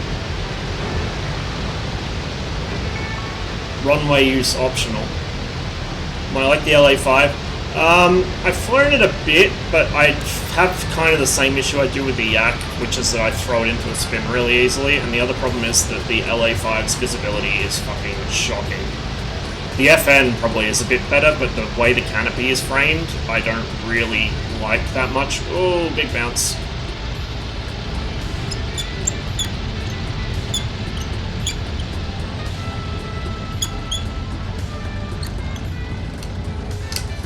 I think if I'm gonna, this is the thing, if I'm gonna be using, especially something with incremental flaps like this, if I'm gonna be using the flaps in combat with that kind of need for response time, I'm gonna have to rebind it to something else, because I'm actually using the flap switch on the Warthog throttle quadrant, which is not really well placed for quick flap use.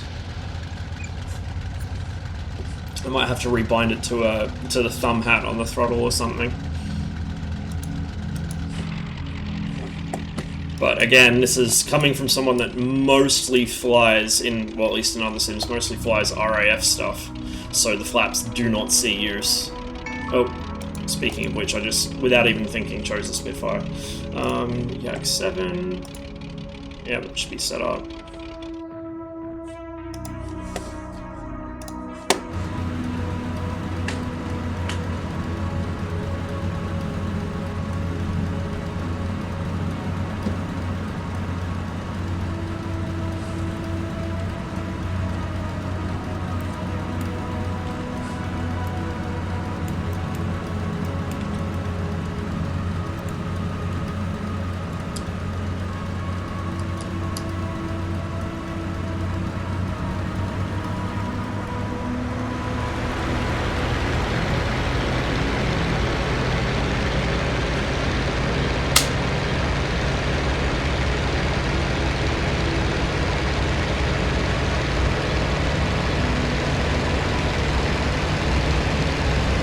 Really sloppy takeoff.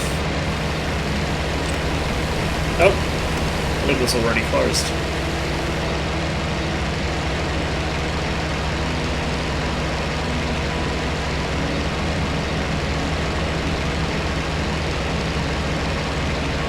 Suppose I can leave that 100% in this thing. See, I automatically kind of go towards Merlin management, so I start pulling back the revs right away.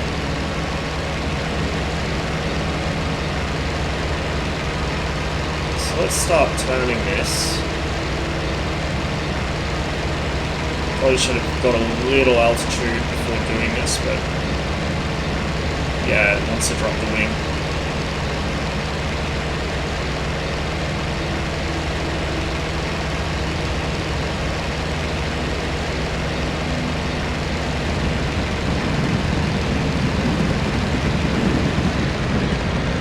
Hey, what are you doing? Recovers easily enough. Just need the height to do it.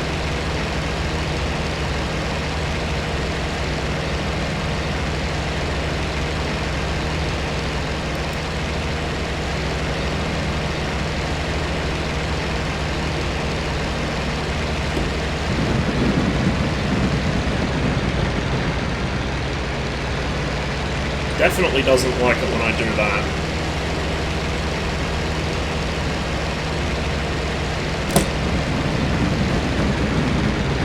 It really doesn't like it when I do that. Oops, daisies. Yeah. It has a, like, that was me doing the exact same thing that would induce a snap roll in the 110. The Yak just throws itself immediately into a spin. Mind you, I probably didn't enter it very well.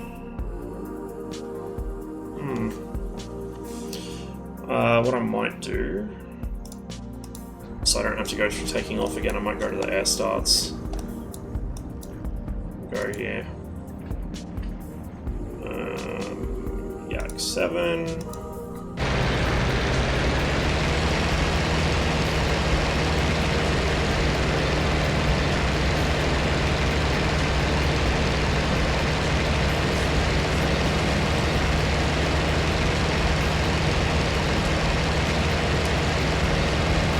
Get rid of the auto level.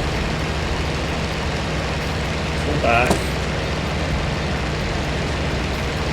just a normal roll with a bit of rudder. Let's try and snap it left. Yeah, it flips immediately into a spin. So maybe try right, and then try and no. Like, it's really sloppy.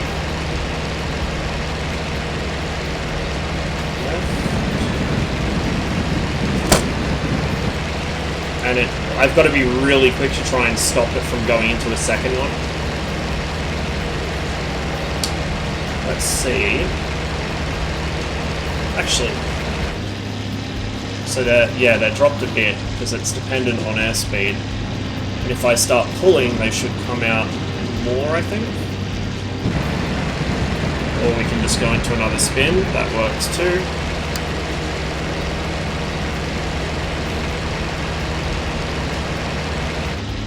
Yeah, see the flaps come out more the slower you go, because they're pneumatic, so the air pressure is holding them back in, because the system that puts them out isn't very strong.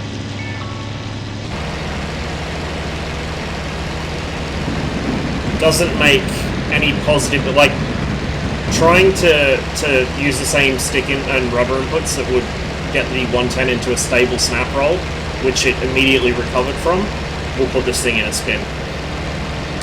So I need to not do that. I need to be way more careful with my rudder than I usually am.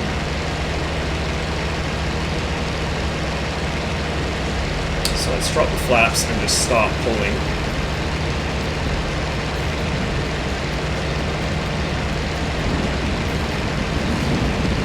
No, I'm not quick enough. I think that's the problem. I'm not quick enough to actually counter it when it starts trying to drop a wing. So that's going to take more practice. Let's switch out to the Spitfire, because I know how that feels in Cliffs of Dover and DCS. Whereas the Yak I haven't flown since the original IL-2, so I don't really have anything to compare it to. Wish I had the Mark 9 in this.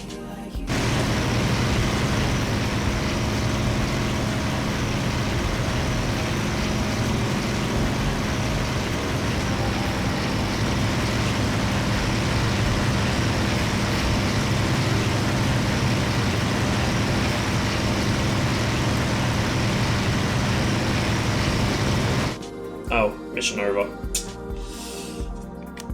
We'll jump out of the server and just do it offline, I think. Real quick. So I'm just going to do a little bit of testing, and I think I'm going to call the stream there, because I'm getting a bit tired.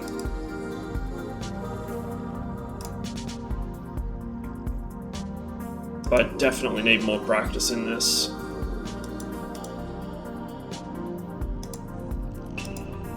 And a wingman when I fly, so I can actually tell what's going on around me, because I am very bad at noticing when someone's creeping up on me. Very, very bad at it.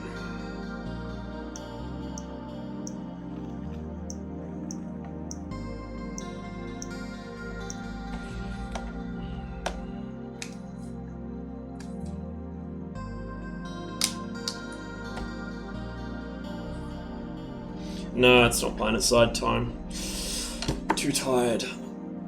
I had a 3 or 4 hour nap, I think it was, in the hopes I could use that to kind of sledgehammer my sleep cycle back into something resembling normal, and it didn't work. It's just made me even more drowsy.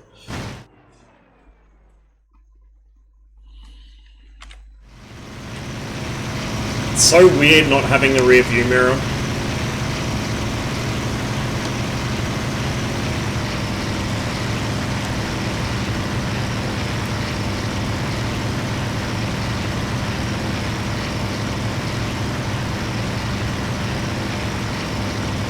So if we go combat power,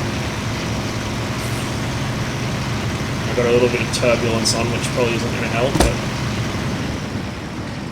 yeah, it throws the spit into a really violent, well, it's still a roll, it's not a over spin like the Yak, but it doesn't like doing it.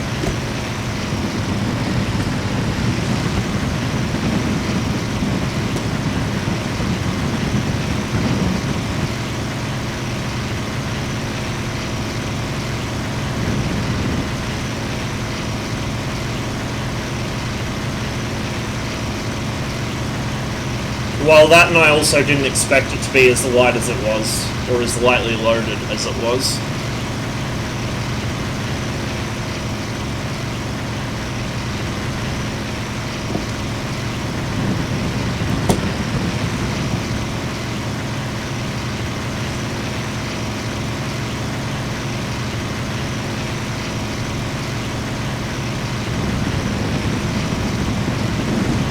That...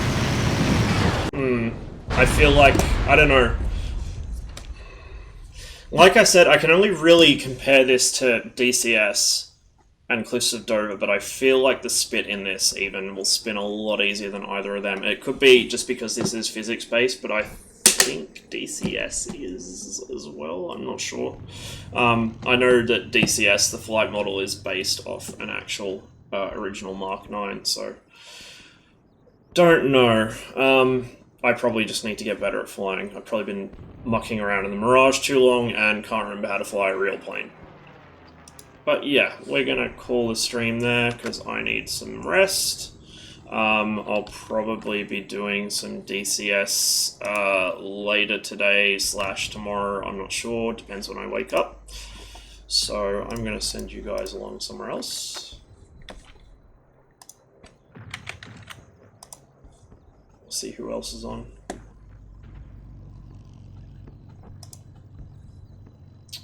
Pom is on. I will send you guys over to Pom.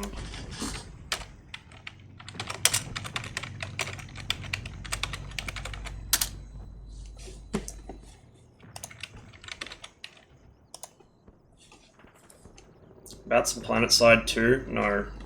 Not. Well, maybe later, but it depends. I got a whole bunch of shit I need to get done today as well, which may or may not end up happening. Alright, well, thanks for watching, guys, and I will catch you later.